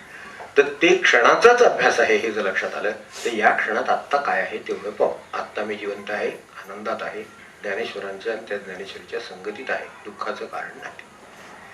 क्षणभंगुरतेचा अभ्यास झाला तर आपल्याला या प्रत्येक गोष्ट त्या क्षणाच्या मालकीची आहे हे लक्षात येईल. आणि ती जर एकदा लक्षात आली तर मग फार माणसं धरून बसलेली असतात. ती 20 वर्षापूर्वी त्यांचं आमचं काय झालं तर तुम्हाला माहितीये का? मी तर म्हणतो नकाच सांगू, त्याच्यापेक्षा तुम्ही 20 वर्ष सांभाळले, अजून काय 10-20 वर्ष आयुष्य असेल तेवढं सांभाळा. सांगून कमी होणार असेल तर मी ऐकून घेतो की समजा 20 वर्षापूर्वी तुमचं काय झालं ते जर एकदा सांगितलं जातं, जर तुमचं समजा हलकं झालं तो बरं होईल. 20 वर्ष सांभाळलेली वस्तू आपल्याला दिल्यामुळे त्यांची संपली आणि एक मोठा आनंद पसरला, तिथे जरा जागा मोकळी झाली. का किती अडचण तरी आत ठेवायची नाही का? असंख्य गोष्टी आत ठेवलेल्या आहेत. त्यामध्ये ही दुःखाची गोष्ट होती, ती आपल्याकडे दिली सांभाळायला आणि त्याबरोबर त्यांचं हलकं झालं. असं असेल तर ठीक आहे, पण तसं होत नाही. ते सांभाळून सगळं असतं. म्हणजे ते क्षणभंगूर नाही दुःख, ते जे होतं ते जे काय बोलण्यामुळे झालं किंवा कशामुळे झालं, एक प्रसंगात नुकसान झालं म्हणून झालं, काय अनेक उलाढाली होत असतात, आर्थिक गोष्टी होतात, इस्टेट ह्या होतात, काय फसतात माणसं, व्यवहारात सुटतात, काहीतरी होतं. अगदी आपल्यापासून स्वतःपासून जगापर्यंत सर्व गोष्टी जगामध्ये सगळ्याच्या होत असतात. पण त्या सगळ्याच क्षणभंगूर या सदरामध्ये मोडतात. उलट मी अजून आहे, भाग्यवान आहे अजून की हे सगळं मी अजून पाहतो आहे, तो मी अजून आहे, असं मी त्यातलाच आहे एक. हापीस केव्हा पडेल केव्हा सांगता येते. हे जर आपल्याला दिसतंय समोर तर त्याची कशाला काळजी करू. हे दुःख एका क्षणात राईट ऑफ करून टाकण्याची क्षमता याच्यामध्ये आहे, क्षणभंगुरतेच्या अभ्यासामध्ये. तीच ज्याला सुख म्हणतो ते सुद्धा राईट ऑफ करण्याची क्षमता आहे. नाही तर सुख सुद्धा सांभाळून बसले असं. आम्ही तेव्हा अमुक अमुक ठिकाणी गेलो होतो, कसलं भारी वाटलं होतं, कसलं भारी वाटलं होतं. आता ना काही होत, आता हातपाय दुखतायत, हे होतंय ते होतंय, त्रास होतोय, सगळं होतंय. माणसं कोणी त्यातली राहिली नाही, त्यांची एकमेकांची भांडणं झाली, सगळे चालले. त्यावेळेस ते कसं होतं, त्यात ते कसं तरी असेल त्यावेळेला. ते त्या क्षणभंगुरतेच, ते सुखही त्यातच, ते दुःखही त्यातच. राईट ऑफ करून टाकण्याची क्षमता आहे. पण दुःख मीमांसेचा विचार केला तर सर्व चिरंतन आहे असं वाटणं हे या अर्थाने दुःखाचं कारण आहे. चिरंतन काय आहे ते ओळखावं आणि तेच खरं चिरंतन असतं. बाकी कशात अडकून आहे. सुखाच्या बाबतीत सुखाची म्हणून सांगतो, मग आठवली म्हणून सांगतो. माताजी ज्या होत्या अरविंद आश्रमातल्या, तर त्यांना ते उत्तम चित्रकार होत्या. त्या खूप कला त्यांच्या ठिकाणी होत्या. तर त्याच्यातली एक चित्रकला फार सुंदर होती. तर तो विषयही त्या विसरून गेला. बोलता बोलता साधकाच्या जवळ विषय निघाला. तेव्हा त्यांनी लिहिली की मी एकेकाळी खूप उत्तम उत्तम चित्र काढली आणि अशी असतील 100 वर चित्र, सगळ्या तरी विषय 100 वर चित्र. ते ऐकणाऱ्याला तर मोठी उत्सुकता वाटली. तो तो तो तो सगळं जुना काळ, भूतकाळ, पुढचा भविष्यकाळ सगळं सांभाळणार आहे ना. तर त्यामुळे त्यांना वाटले एवढी 100 चित्र म्हणजे कुणा. ते म्हणजे काय, कुठे आहेत ती. म्हणजे नाही माझ्याकडे आता. मग ती गेली कुठे. ते म्हणजे कोणाकोणाला देऊन टाकली, काढली आणि कोणाकोणाला देऊन टाकली. मग ह्याच्या मनात काय त्यावेळेला कल्पना आली की कोणाकोणाला दिली असतील, आपल्याला त्यांना आठवत असेल, समजा लिहून घेतलं आणि त्या लोकांच्याकडे जाऊन ती चित्र आता माताजींची म्हणून गोळा करून तर एक मोठं एक हे सुद्धा होईल, चित्र प्रदर्शन किंवा त्यांच्या पोटी आदर म्हणून एक काहीतरी असं वगैरे असं सुद्धा निर्माण करता येईल. म्हणून त्यांच्या मनात असं आलं. अरे ते म्हटले, मग म्हटले आपल्याला ती मिळू शकतील का, की लोक कुठे असतील ते आपल्याला कळतील का. ते म्हणजे कोणाला दिली हे सुद्धा माझ्या लक्षात नाही. उत्तम चित्रकार आहेत, चित्र चांगली जागतिक कीर्तीची आहेत, ती दुसऱ्याला भेट म्हणून दिलेली आहेत. ती कुणाला दिली हे त्यांच्या लक्षात नाही, त्यामुळं त्या आनंदात आहेत. फक्त विचारणारा मात्र ह्या दुःखात आहे. ती कुणाला दिली असते जर कळलं असतं तर बरं झालं असतं. त्या म्हणल्या अरे त्याची आपल्याला काय गरज आहे आज. ते दिलं, काढलं, जीव ओतून काढलं, सुंदर होतं, एखाद्या माणसाला द्यावं वाटलं, दिलं, संपलं तिथं ते विषय. असं जर समजा मनुष्य वर्तमानात असला तर तो त्या आता शेवटी चित्रच आहे. कारण ते त्याच्या हाती असेल किंवा नसेल सुद्धा पडून सुद्धा गेला असेल. हा शोध घ्यायला त्याला जर कळलं की ते अडगळीत पडलेलं आहे समजा दुर्दैवाने, हा दुःखी होऊन परत यायचा. त्या दिल्याच्या आनंदात केव्हाही आनंदातच आहे, ते संपलं, त्यांच्या दृष्टीने विषय संपले आहे. असं पण राहता येणं शक्य आहे. आपल्या मला सांगा कितीतरी चांगल्या कृती आपणही आपल्या आयुष्यात केल्या असतील. असे ते देऊन टाकलेले आहेत का सांभाळून ठेवलेले आहेत. ते देऊन टाकण्याच्या नादात आहेत. सत्पुरुष आहेत ते देऊन टाकण्याच्या नादात आहेत. आणि हे आपण तर सांभाळून फ्रेम बिम करून आणि मीच हे दाखवायला केव्हा तरी पुन्हा एखाद दिवशी त्यांना काहीतरी चहाला वगैरे बोलावून वगैरे त्यात आणि मग आपण जसं ते लग्नातला अल्बम वगैरे दाखवा आणि त्याचा विश्वास बसू नये त्याच्यावर वगैरे तसं पण कोण ओळखतच नाही त्यातलं वगैरे म्हणजे हा तसं काहीतरी आपण आपल्या कृतींचं करून ठेवलेलं असतं. ती कृत्य काय जी केली होती किंवा काय जे उत्तम उत्तम कृती निर्माण केल्या होत्या त्या सुद्धा काळाच्या स्वाधीन झालेल्या आहेत. आता संपलं ते. समजा एखादा महापूर आला असता आणि त्यात ती चित्र वाहून गेली असती तरी त्या तितक्याच आनंदात राहिल्या असत्या जितक्या त्यांनी दिल्यावर आनंदात आहेत. हे आपल्याला लक्षात आलं तर क्षणभंगुरतेचा अभ्यास काय ते लक्षात येईल. मग कुणापासून, माणसापासून, घटनेपासून, इतर कशाही पासून आपल्याला दुःखाचं याचं कारण नाही. दुःख मीमांसेतला आणखीन पुढचा भाग की पुढची ओवी जर आपण पाहिली तर 100वी ओवी त्यांनी संबंध हेच केले, त्याचं चांगलं अनालाइज केलेलं आहे व्यवस्थित. अनादि सिद्ध हे आगवे होत जात स्वभावे तरी तुवा का सोसावे संगेमध्ये. तू एक वधिता आणि सकळ लोक हा मरता ऐसी भ्रांती झणे चित्ता येवो देसी अनादि सिद्ध हे आगवे. तू एक वधिता आणि सकळ लोक हा मरता अशी की तुझी कल्पना झाली. तू मारणार आणि मारणार, यातले किती जिवंत राहणार तुला माहिती आहे का. तुझं काम आहे युद्ध करायचं, त्यातले किती राहणार, कितीच पुढे काय होणार हे जर तुला माहिती नाही म्हणजे कर्तृत्वाचा अकारण अहंकार हे दुःखाचं आणखीन एक पुढचं कारण आहे. प्रापंचिक माणसाला चांगला अनुभव असतो याचा की कर्तृत्वाचे किंवा मी नाही केलं तर, मी केलं तर, दोन्ही नाही केलं तर होणार नाही, केलं तर होणार, दोन्ही बाजूनी अहमभावच आहे. तर ते केलं तर मी करीन आणि नाही करायचं ठरवलं तर होणार नाही. तू एकवधिता किंवा वाचवणार काय असेल ते, असं जर कोणाला वाटत असलं तर कुठल्याही कामाच्या बाबतीत त्याच्या वाट्याला दुःख येतं, काम मात्र होऊन जातं. किंवा व्हायचं नसेल तर राहून जाईल. प्रपंचामध्ये असं अनेक वेळेला माणसे एकमेकांची अडवणूक करतात, बघितले की ते असले तर होईल असं वाटतं त्यांना, म्हणून ते येत नाहीत. ते आले नाही तरी कार्यक्रम वाटत नाही. कार्यक्रम होतो तो एवढ्यासाठीच होतो की परमेश्वर करता आहे यासाठी होतो. मग आपण स्वतः हजर असावं आणि परमेश्वर करता आहे लक्षात ठेवावं, म्हणजे सोपं झालं. हा परमार्थाचा अभ्यास दुसरं काय. ज्ञानेश्वरीतून आपल्याला शेवटी स्वतःला काय घ्यायचं ते घ्यायचंय ना. मग आपल्याला हे घेता येईल की नाही की हजर राहू नये का, मग आपण ते होणारच आहे ना, नाहीतरी मग होऊ दे. हे लोक सगळे मरणारच आहेत ना, तर रथ आपला घ्या आपला शिबिरात, तिकडे जाऊ दे परत. काय युद्धविरामाचं काय शिबिर असेल तिथे निवांत आपला आरामात बसू आपलं तिथे. सगळे लोक तू वादिता नव्हे मारिता नव्हे वगैरे नव्हे ना, मग जातो तिकडे. ते त्याचं उत्तर नाही. तू तिथे उभा राहा, तुला बाण सोडायचं सांगितलंय तिथे सोड, मारायचं ते मार, कौशल्य मारायचं ते वापर, सगळं कर. फक्त ह्याला मारेन किंवा त्याला मारणार नाही, मी मारला तर मारणार आणि मी नाही मारलं तर वाचणार, असल्या भ्रमात राहू नको. तर तसं आपल्याला कर्तव्याच्या बाबतीत आपल्याला पण करता येण्यासारखं आहे. आपापल्या कर्तव्यांच्या ठिकाणी इथे कुठे आपण वावरतो त्या प्रपंचामध्ये मी केलं तर होईल, मी नाही केलं तर होणार नाही. माझ्या वाचून अडतं. अनेकांना असं वाटतं, लहान मुल सुद्धा माझ्याशिवाय राहत नाही असं म्हणतात. ऐकलंय खूप ठिकाणी, मायमावल्यांचं ऐकलंय, आजी आजोबांचं ऐकलंय, खूप ठिकाणी ऐकलंय असं की माझ्याशिवाय ते राहतच नाही. मुळे त्या गावाला जातात, आजारी पडतात, सगळं व्यवस्थित राहतात, काही नाही, आठवण सुद्धा काढत नाही. आता ते त्यांना सांगितलं तर त्यांना दुःख होतं, आता म्हणून सांगायचं नाही एवढं.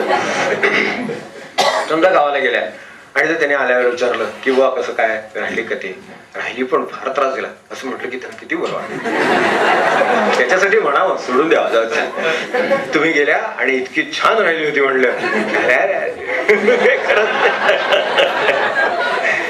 काय करावं सगळं स्वतःला न जाणणे. कुठेही क्लास घ्या तुम्ही.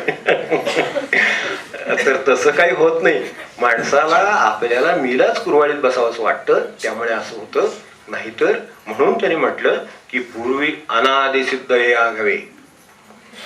आपण जन्माला आलो त्यावेळेला सुद्धा रडत होतो, तेव्हा सुद्धा कोणी होतं तरी राहिलो, कोणी नव्हतं तरी राहिलो होतो. हे विसरायला होतं हे म्हणताना, ते माझ्याशिवाय राहत नाही म्हणताना. किती वर्ष झाली त्या गोष्टीला? 70, 50, 60 काय आपलं म्हणणं असेल ते, एवढी वर्ष झाली. त्यावेळेला सुद्धा हे आहे अनादि सिद्ध हे आघावे. माझे वडील, माझे आजोबा सुद्धा असेच अगदी दुपट्यावर असले तरी व्यवस्थित राहत होते, कोणी त्याच्यावर सांभाळणारं नसलं तरी. उलट त्या काळात तर आपल्याला माहिती की ते शेताच्या कडेला त्याच्या झाडाखाली ठेवायचं, याने दिवसभर तिथं काम करायचं, ओरडलं तर बघायचं, त्याचं नाही बघायचं, त्याच्या वेळेला त्याचं काय असेल ते करायचं. अशा पद्धतीनं आज सुद्धा जगणारी कुटुंब आहेत ना, ती मुलं तिथे त्या ह्याच्यावर टाकलेली असतात पोत्यावर आणि ते काम करत असतात, होय की नाही. आणि आपलं कौतुक काय, अरे त्या टेबलावरचं ते झाकण उघडून बघितलंस का, फोन त्याला दुपारी ते मी काय करून ठेवलंय ते बघितलंस काय. मी आयांची काळजी मावल्यांना नमस्कार माझा त्याबद्दल नाही, पण काय वडील असतील आई असेल त्याला काय नाही, पण त्यांना तिथून ऑफिसमधून फोन दुपारी 2 वाजता तुझ्या वेळेला घरी येणार मुलगा लंचला, त्यावेळेला तू ती तिन्ही पातेली उघडून बघितलीस का. आता हे जर त्याला कळलं नसेल तर काय त्याने वाढवलं असेल किंवा संस्कार केला असेल, असं खरं म्हणजे मनात यायला पाहिजे नाही की तेवढ्या 3-4 पातेल्या त्यांनी उघडून बघाव्या जेवायला बसल्यानंतर. पण त्यांना तिथं बसून काळजी वाटली. समजा त्यांना न्याय ओढलं तर मी एवढं सकाळपासून केले, ते पौष्टिक आहे, ते अमुक आहे तमुक आहे, त्याला ते खाल्लं पाहिजे, तब्येत चांगली राहील वगैरे, याच्यासाठी मी एवढं केलं काय जे केलं ते सगळं. तर ते सगळं त्यांनी उघडलंच नाही. त्यांनी बाकीचं होतं पोळी भाजी खाल्ली, तो गेला कामाला निघून. तर बरं नाही वाटत. म्हणजे त्याच्यासाठी तिथून काळजीचा फोन आहे. म्हणजे अनादि सिद्ध हे आघावे, हे त्याच्या सगळ्याच्या आधीपासून आहे आणि तुम्ही सगळे गेला तरी राहणार. स्पष्ट सांगितले. दुःख मीमांसा याच्यात आहे की माझ्याशिवाय हे अडेल असं वाटणं. चांगलं कार्य असू दे, वाईट कार्य असू दे, ते वाईट कार्य सुद्धा मी टाळतो म्हणून टळतं आणि मी करतो म्हणून चांगलं कार्य होतं, अशी जर समजत असेल तर राईट ऑफ करून टाकायला हरकत नाही, सोडून द्यायला हरकत नाही, फेकून द्यायला हरकत नाही. कर्तृत्व किंवा अकर्तृत्व माझं काम होतं की चांगल्यात चांगला स्वयंपाक किंवा पदार्थ करून आता टेबलावर, पूर्वी खाली, आता ते टेबलावर ठेवायचे आणि मांडून ठेवायचे जवळजवळ, म्हणजे लक्षात येईल. फार तर अगदी आपली कौशल्य वापरायचं असलं तेवढं पुरेसं आहे की भांड्याला लागल्यावर तरी त्यांनी उडून बघावं. इतपत त्याला आता 10वीत, 5वीत, 7वीत, अगदी 11वीत, 12वीत वगैरे काय असेल तिथे तेवढं कळायला काय हरकत नाही आता. आणि कळतच असतं फक्त आता काय करणार तू तरी, जाऊ दे, ते पहिल्यांदा सांगितलं तसं आहे, ते खरं सांगून चालत नाही. त्यामुळे तर ते सगळं कर्तृत्व आपल्याला जे आहे त्याचं दुःखाचं कारण हे भ्रांती. या प्रश्नाचं उत्तर सुद्धा मी फोनवरचं ऐकलेलं आहे. कशाला फोन करते तेवढ्यासाठी, असं उत्तर मी ऐकलं आहे मुलाकडून. त्याला दुःख होतं, ते मगाशी जसं सांगितलं ना तसं आहे. मला कळते की तेवढं बघतो मी उघडून, असं मुलं म्हणतात. म्हणजे मुलांना ते नाही, त्याच्या पुढे त्यांना कळत असतं, एवढं त्यांच्या लक्षात येत नाही की हे स्वतः स्वयंपाक सुद्धा एवढा करू शकतात. आता हे जर सांगितलं तर त्यांचं स्थानच जाईल, त्यामुळे काय सांगायचं नाही. त्यामुळे फार छान झाले वगैरे म्हणतात एवढंच, पण नाही कळलं असतं तरी मी बघितलं असतं. तर ह्या नंतरचं 5वं कारण आपल्या ज्या दुःख मीमांसेतलं ते पुढे आहे. 100व्या ओळीपर्यंत पाहिलं. आता 102. देखी विवेकी जे होती ते दोही तेही न सुचती. मूर्खपणे नेणसी, आधीची ओळी परी मूर्खपणे नेणसी न चिंतावे ते चिंतिसी आणि तूची नीती सांगसी आम्हा प्रती.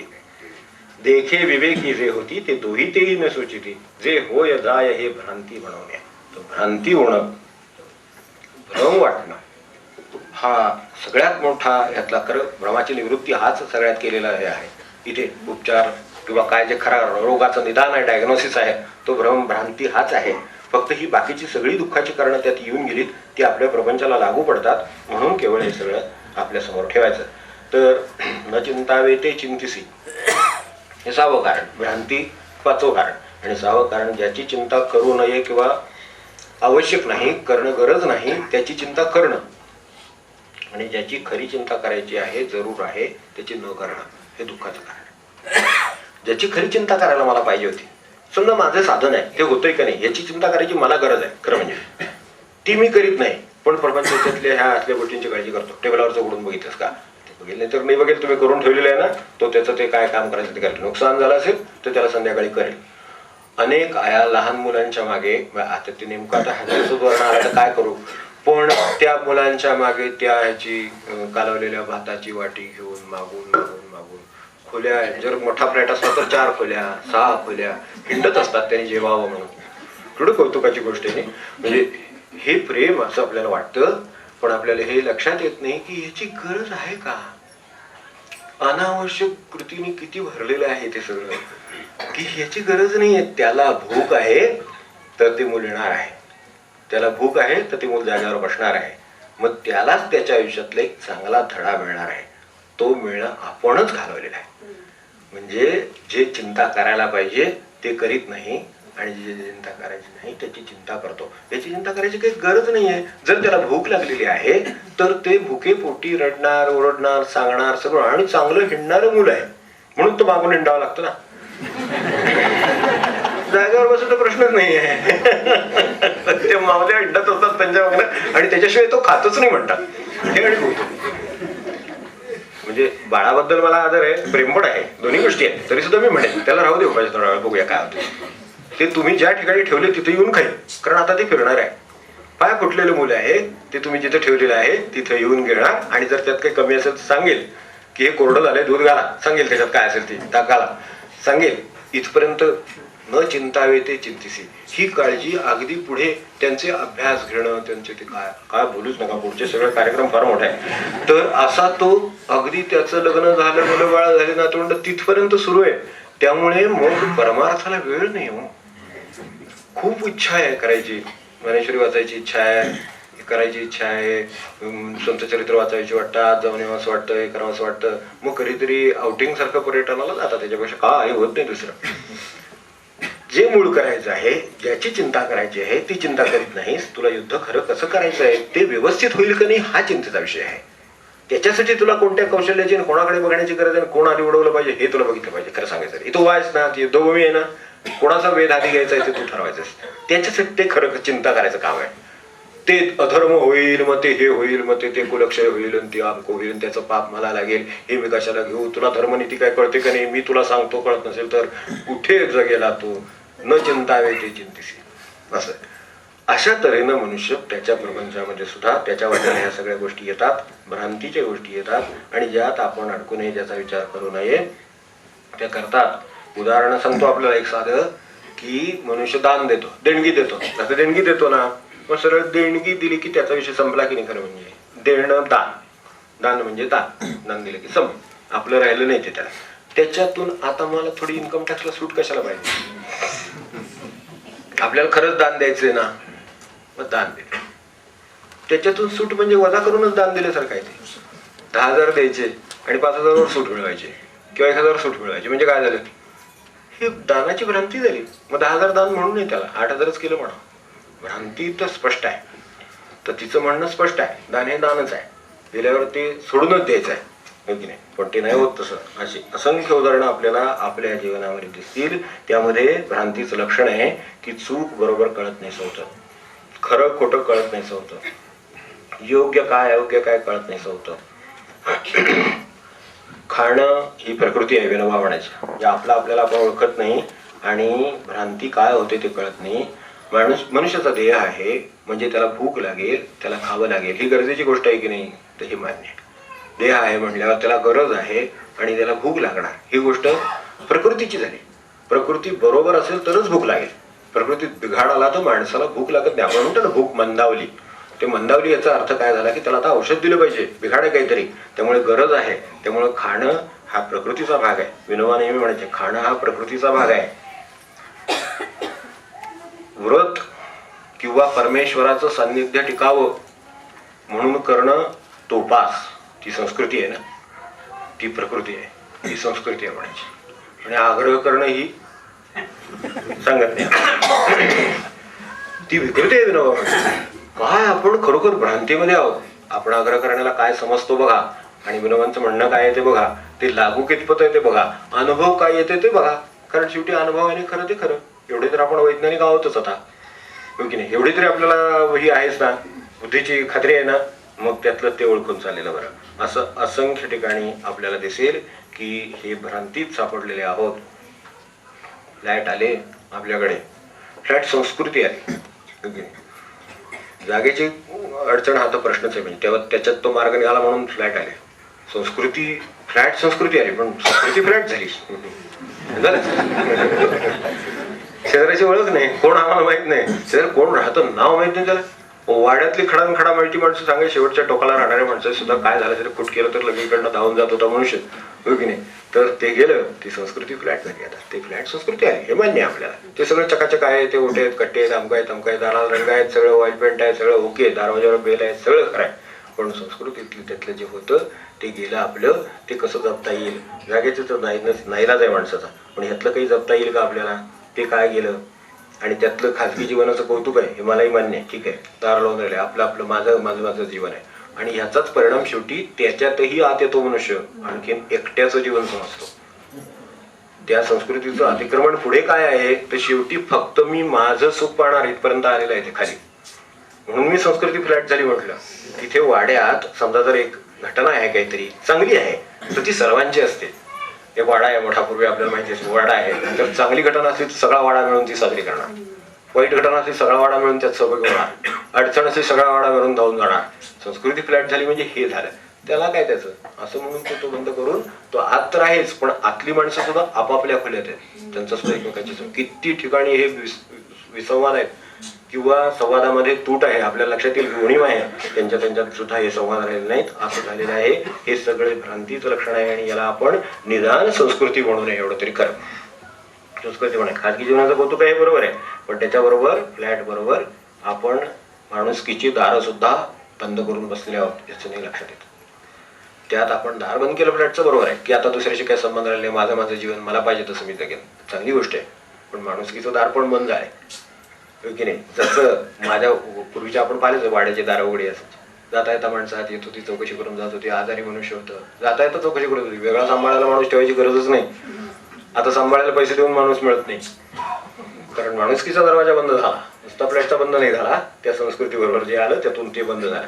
तर अशा तऱ्हेनं ही भ्रांतीने आपल्याला ग्रासलं आणि ज्याची चिंता करावी ती करीत नाही, आणि असे जीवनात विरोधाभास निर्माण झालेले आहेत. तर ही सगळी त्यांनी ह्या पहिल्या 102 पर्यंतच्या हे जे ओव्या आहेत यामध्ये सगळ्याचा अनालिसिस केला आहे. आणि मग पुढे तो शरीरांतरावर येतो. तैसी चैतन्याच्या ठाई ये शरीरांतरे होती पाही, ऐसे जाणे तया नाही व्यामोह दुःख. आपली स्पेक्ट्रम एवढा मोठा आहे खरं म्हणजे विचार केलेला संस्कृतीने किंवा तत्वज्ञानाने किंवा अध्यात्माने परमार्थाने विचार एवढा मोठा केलेला आहे की तो देहाच्या पुरता विचार करीतच नाही. तो एक देह म्हणतो त्याला. फक्त एक देह ही म्हणण्याची भाषा तरी समजून घेऊन येतात आपण. एक देह. आपण एक हा शब्द लावूच शकत नाही. एकमेव देह असं आपल्याला वाटतंय. एक देह. म्हणून निसर्गदत्तांना विचारलं जाते, म्हणले तुम्हाला एवढी का मृत्यूची भीती वाटते? एका देहाची तुम्ही एवढी चिंता का करता? असं म्हणाले. एका देहाची एवढी चिंता का करता? कारण जोपर्यंत मी याला बांधलेला आहे, इच्छेने बांधलेला आहे, भीतीने बांधलेला आहे, तोपर्यंत हे अशा तऱ्हेनं जीवन चालूच राहणार आहे. आणि ते तसंच चालू राहतं. हे आपल्याला अनुभवायला येतं. प्रत्यक्ष आपण त्यांनी बघावं. शरीरांतरे होती जाती पाही. त्यांनी पुढे म्हटलंय की हे तर भ्रांतीचं सगळं झालंच, ज्याची चिंता करू नये ते झालंच, पण त्याच्यानंतर 110व्या ओळीमध्ये आपण सध्या एवढंच लक्षात घेऊ, वेळेत आज जरा थांबावं लागणार आहे. तैसी चैतन्याच्या ठाई ये शरीरांतरे होती जाती पाही, ऐसे जाणे तया नाही व्यामोह दुःख. कारण इथे दुःखाचं सर्वात मोठं कारण उलगडलेलं आहे, ते म्हणजे शरीर. आणि शरीराच्या साह्याने येणाऱ्या सर्व गोष्टी आज माणसाला दुःखाला कारणीभूत झाल्या. कारण जी गोष्ट माणसाला मुक्तीचं साधन, परमेश्वराचं साधन, प्राप्तीचं साधन म्हणून दिली, ती त्यानं केवळ उपभोगांसाठी वापरली. हे दुःखाचं कारण आहे सगळ्यात. या दुःखाच्या जी मीमांसा चाललेली आहे तिच्यामध्ये शरीरांतर शब्द वापरले आहेत. शरीरापेक्षा दुसरं शरीर, शरीरापेक्षा तिसरं शरीर अशी भाषा केलेली आहे. तिथे एक शरीर एवढीच भाषा आहे. पण इथे एका शरीराच्या ठिकाणी काय काय होतं ते तिने दिलेलं आहे. येथ नेणावया कारण जे इंद्रिया अधीनपण 11वी ओळी 111. तीही आकळी जे अंतःकरण म्हणून या भ्रमे. भ्रमतो का? तर इंद्रिया अधीन होतो म्हणून भ्रमतो. इंद्रियांच्या अधीन होतो म्हणून भ्रमतो. इंद्रिये विषय सेविती तेथ हर्षशोकोपदती ते अंतराप्लविती संगे येणे. इथपासून सर्व वेळा लक्षात ठेवायला हरकत नाही. तशा आहे. जया विषयांच्या ठाई एकनिष्ठता काही नाही तेथ दुःख आणि काही सुखही दिसे. त्यात सुद्धा बारीक शब्द वापरले बघा. जया विषयांच्या ठाई एकनिष्ठता काही नाही तेथ दुःख आणि काही सुखही दिसे. म्हणून सुख पाहता जावा पडे असं झालेलं आहे. दुःख पर्वता आहे एवढे. इच्छा, निसर्गदत्तांच्या भाषेमध्ये सांगायचं झालं तर इच्छा आणि भीती यांचा दिवसभराचा खेळ आहे. आपण सकाळपासून उजाडल्यापासून संध्याकाळपर्यंतचा कोणाचाही एक दिवस उदाहरणादाखल घ्या. याच्यावर शेवटी प्रयोग सुचवतो आपल्या समोर एक ठेवतो. कारण आज काही विषय सगळा एवढा व्हायचा नाही, आपली वेळ होत आली. पण एक विषय प्रयोगासाठी ठेवतो की आपल्या दिवसभराचा आपला आपण विचार करू की दिवसभराचा विषय आपला दिवस, एक दिवसाचा एक दिनक्रम, तर तो मनाच्या पातळीवरून पाहिला तर कसा चाललेला आहे. एवढं जर आपण पाहिलं तर लक्षात येईल की इच्छा आणि भीती या दोन गोष्टींच्या केवळ काळ चालू आहे. चला, सकाळी झाली की इच्छेने सुरुवात होते, नाही पुरी होईल की काय ही भीती वाटत असते. याच्यात मध्ये मध्ये त्यांनी साधा शब्द वापरला. याच्यात ज्या मध्ये मध्ये फटी असतात ना राहिलेल्या तिथे सुखाचा भास होतो. काय त्याच्यावर बारीक काय सांगितलं आणखीन. याच्यात ज्या फटी राहतात मध्ये दिवसाभरामध्ये तिथे क्वचित कुठेतरी इच्छा पूर्ण झाली असते, क्वचित कुठेतरी दुसऱ्याचा आधार मिळाल्यामुळे भीती कमी वाटलेली असते. असं माणसाचं स्वरूप आहे. वास्तविक तू गुलाम का होतो म्हणले. इच्छेचा आणि भीतीचा गुलाम का व्हावं त्यांनी. त्याच्यावर बंधन नाहीये तसं. त्यांचं तर म्हणणं असं आहे की हे वेगळं वेगळं ओळखावं ज्याचे आपण गुलाम असतो. आपण जी गोष्ट जाणत नाही त्याचं गुलाम व्हावं लागतं. मनाला आपण जाणत नाही म्हणून मनाचे गुलाम आहोत. आपल्यावर बंधन नाही असं वागलं पाहिजे. मी या क्षणी समजा वाचायचं तर वाचू शकतो, या क्षणी मला बाहेर जायचं तर जाऊ शकतो, पण माझ्यावर बंधन नाही. आज कशी परिस्थिती आहे. जावंसं वाटलं की जावं लागतं ही परिस्थिती आहे. खावंसं वाटलं की खावं लागतं ही परिस्थिती आहे. म्हणजे कोण कोणाचं गुलाम अशी परिस्थिती आहे. मनाचा गुलाम आहे म्हणून मनात जे आलं ते पुरं करावंसं वाटतं, म्हणजे त्याला इच्छा म्हणतो आपण. आणि पूर्ण नाही झाली की दुःख येतं. होईल की नाही होईल की नाही याची तळमळ इकडे भीती लागलेली असते मागे. म्हणून सर्व संबंध आणि आपले सर्व व्यवहार या इच्छा आणि भीतीच्या आश्रयाखाली चाललेले आहेत. ते का तसे चाललेले आहेत तर मन ओळखलं नाही म्हणून चालले. मन कसं ओळखावं हे पुढे दिलेले आहे, ते आपण आता पुढच्या वेळेला बघूया. पण हे कसं ओळखावं ते ओळखलं नाही म्हणून गुलामगिरी. त्याला एकदा ओळखलं की गुलामगिरी नाही. ज्याला आपण ओळखतो ते आपल्या गुलाम असतं. त्याचं दास्यत्व आपल्याला करावं लागत नाही. ज्याला आपण ओळखतो ओळखत नाही त्याचं दास्यत्व करावं लागतं. मनाला ओळखत नाही, मन कसं आहे ओळखत नाही, कसा व्यवहार करतोय ओळखत नाही, ते इच्छेत आहे भीतीत आहे, कशात वावरत आहे कळत नाही, का इच्छा निर्माण झाली आणि भीती का निर्माण झाली हे कळत नाही, म्हणून केवळ मनाचं दास व्हावं लागतं. म्हणून मन म्हणेल तिकडे जावं लागतं. मला जिकडे जायचं तिथं जाता येत नाही. वास्तविक मला जिथं जायचं तिथं जाता आलं पाहिजे. मला बाजारात जायचं नाही, मला देवळात जायचं आहे, तर मनाला देवळात नेता आलं पाहिजे, असं आहे. आणि तसं करता येतं. कारण शेवटी कोणी कोणाचं गुलाम व्हायचं आहे, लढाई ती शेवटी आपली ती मनाचीच लढाई आहे. तिथे जे म्हटलेलं रात्रंदिनामा युद्धाचा प्रसंग हाच आहे. अंतर्बाह्य जग आणि मन हेच आहे की तुकोबांचं काय आहे आपल्यासमोर तेच आहे की हा प्रसंग आहे तर मनाची लढाई आहे. त्याला जाणलं गेलं की ते नाही झालं, ओळखलं. मागे मी एकदा आपल्याला सोपं उदाहरण सांगितलं होतं की बागेतली फुलं चोरीला जातात. लाईट लावून ठेवला तरी सुद्धा फुलं जात नाहीत. नसतात लाईट लावलेला असला, एक प्रकाशही नसता तर बागेतली फुलं चोरीला जात नाहीत. समजा तुम्हीच एक खुर्ची टाकून बसलेले असलात तिथे रात्रभर, समजा जपाची माळ घेतली आणि बसून राहिला, समजा आता पेंगील समजू शकतो मी, पण तरी सुद्धा समजा असं ठरवलं बहुतेक काय होतं, रोज बागेतली चांगली चांगली फुलं येतात आणि सगळी चोरीला जातात. हे काय प्रकार आहे? खुर्ची टाकून बसले आणि लाईट लावून ठेवलेलं आहे, एकही फुल चोरीला जात लाईट लावलेलं आहे, एवढ्यावर सुद्धा ते जात नाही. पण आपण सावध राहायला पाहिजे आणि प्रकाश असायला पाहिजे. मग सावधपण हे चित्ताचं आहे. म्हणजे व्यवहारात सुद्धा आपल्या मनामध्ये सुद्धा अशाच तऱ्हेनं हालचाली सुरू आहेत. जो सावध आहे मनाने त्याला त्रास नाही, कारण ही चोरी होत नाही. आपल्या आनंदाची चोरीच चाललेली आहे, रोज आपल्या सुखाची चोरीच चाललेली आहे. ती चोरी तरी कशाने थांबेल? सावध राहणे थांबेल, प्रकाश असणे थांबेल. प्रकाश भगवंताच्या शब्दाने आहे, सावधानता आपल्या आपल्या चित्ताच्या सावधतेने आहे. तर ती बाजूला असेल तर त्या दोन्ही गोष्टी असल्यानंतर यातून बाहेर पडता येईल. याला कारण इंद्रियाधीनपणा आणि त्याचे जे कारण आहेत ती मन कसं समजून घ्यावं आणि त्याची कारणं कशी समजून घ्यावी, त्यात आज आपल्या विषयाच्या म्हणजे मर्यादेच्या याच्या वेळेत बसणार नाही. म्हणून आपण ते पुढच्या वेळेसाठी ठेवूया. आपण हे जे ज्ञान आता गोळा करतो, आता म्हटलं आपल्याला तसं सकाळपासून संध्याकाळपर्यंत एक प्रयोगासाठी आहे की ह्याच्यात माझ्या इच्छेचा खेळ किती आहे आणि भगवंताच्या इच्छेचा खेळ किती आहे. इच्छा तो आहेच आहे, पण भगवंताची इच्छा आहे म्हणून मी करतो. निसर्गात तर फार वेगळं म्हणायचे. जे आपण आज जे चालतो ते म्हणजे किंवा व्यवहार करतो ते आपण कसे करतो मला सांगा. आजचे व्यवहार करतो ते माझ्या मनातल्या काहीतरी सेटअप आहे, त्यातून कुठली तरी इच्छा निर्माण होते की सुरुवात होते. अगदी दूध पिण्यापासून कॉफी पिण्यापासून असेल, उजाडलं की मनावर संस्कार होणार. ते कॉफी का पितात? त्यांची आई पित होती. किती काय कळत नाही, कोणी विचार करायला तयार नाही. याची परिस्थिती आहे की हे का असं झालं.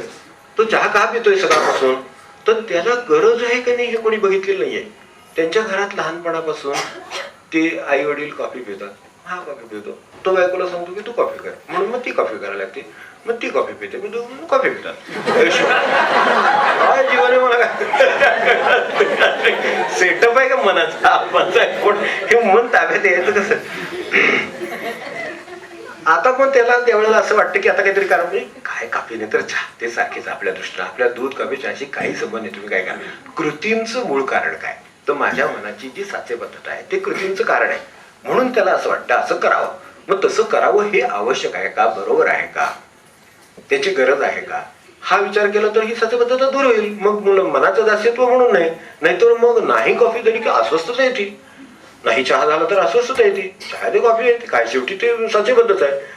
ते जे काय असेल ते सकाळी उठल्यावर उठला आणि आपला व्यवहार सुरू झाला आणि त्याला रोज कॉफी घ्यायची सवय 10 वाजेपर्यंत आठवण पण झाली नाही, व्यवहार सुरू झाला, पुढे जेवले गेले ऑफिसला, काय सकाळच्या त्या कॉफीची आठवण पण नाही. असं नाही होत 7, 7:30, 8 अजून यांना आठवण नाही, कधी करणार, किती वेळ झाला, असं वाटत वाटत वाटत माणसाचा ते त्रास सुरू होतो सगळा.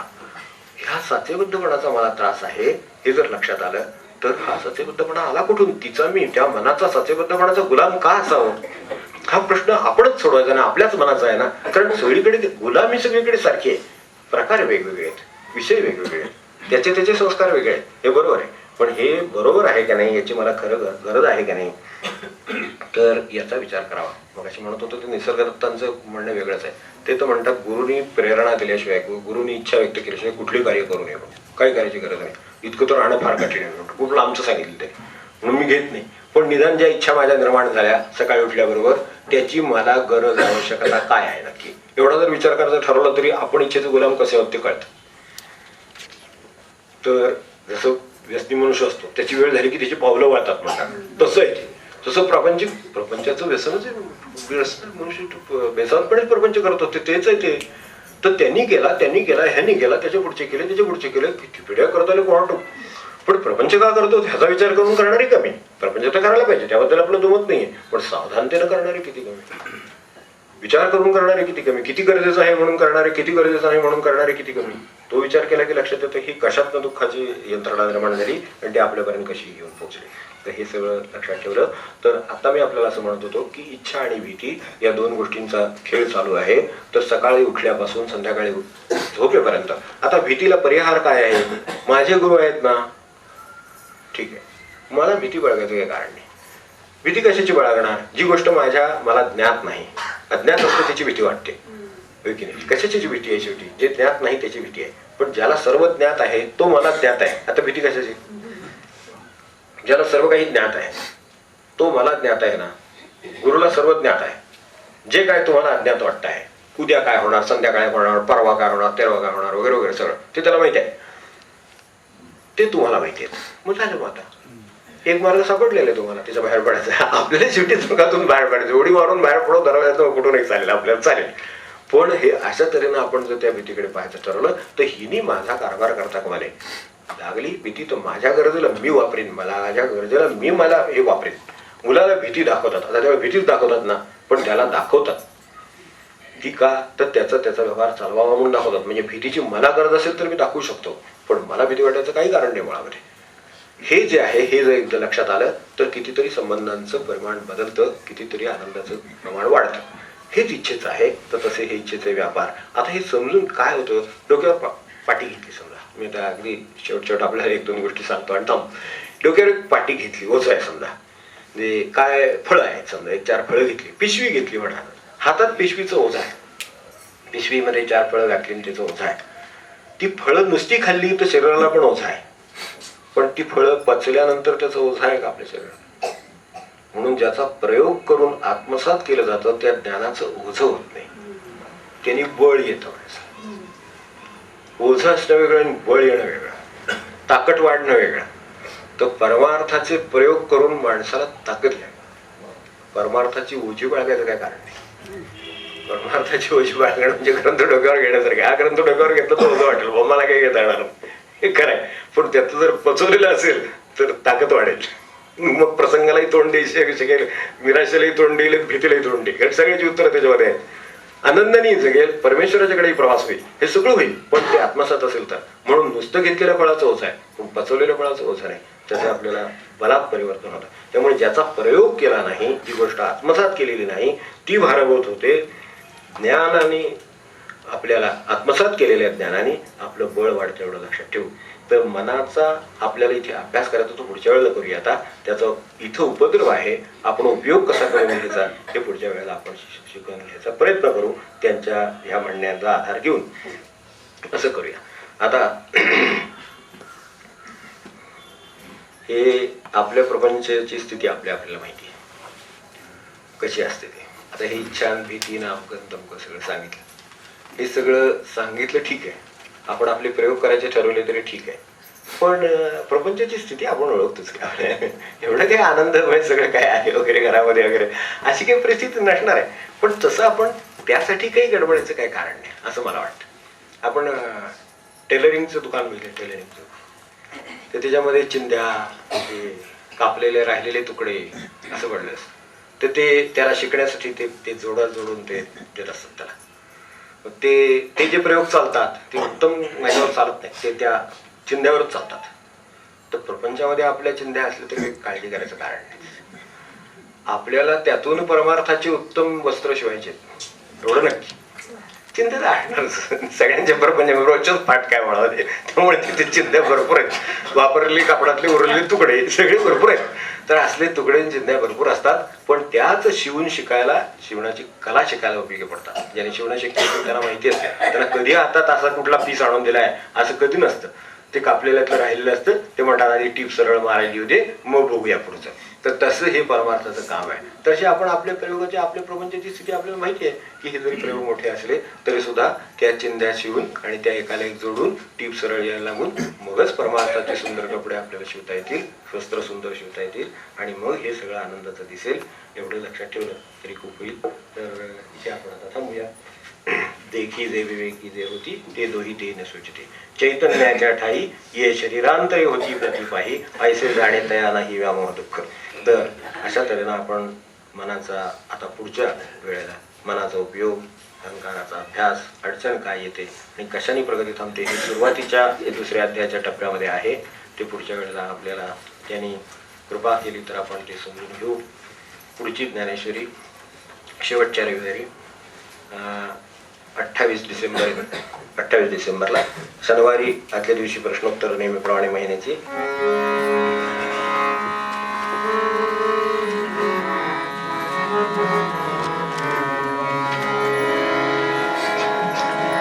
153 पद 38.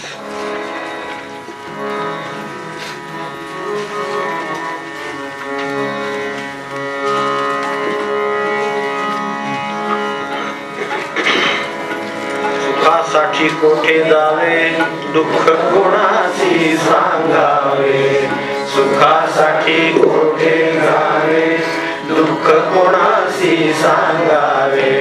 सर्व भावासी विसावा, संत शांत करीती जीवा. सर्व भावासी विसावा, संत शांत करीती जीवा. संतांची पायी ठेवा देवा, संतांची पायी ठेवा. मजला संतांची पायी ठेवा.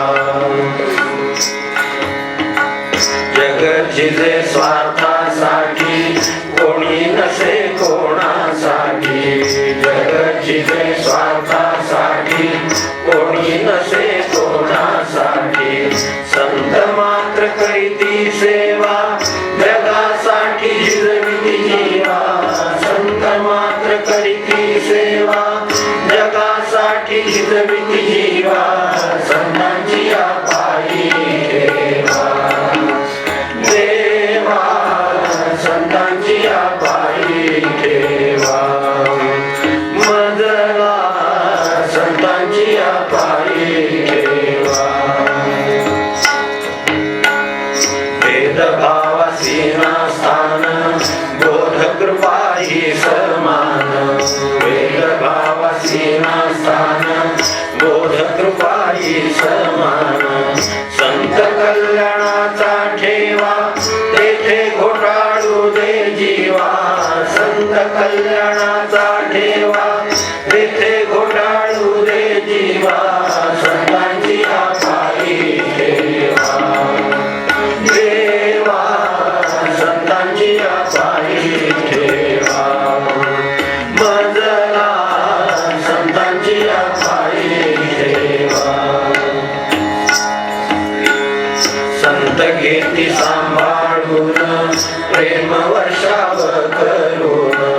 संत घेती सांभाळून,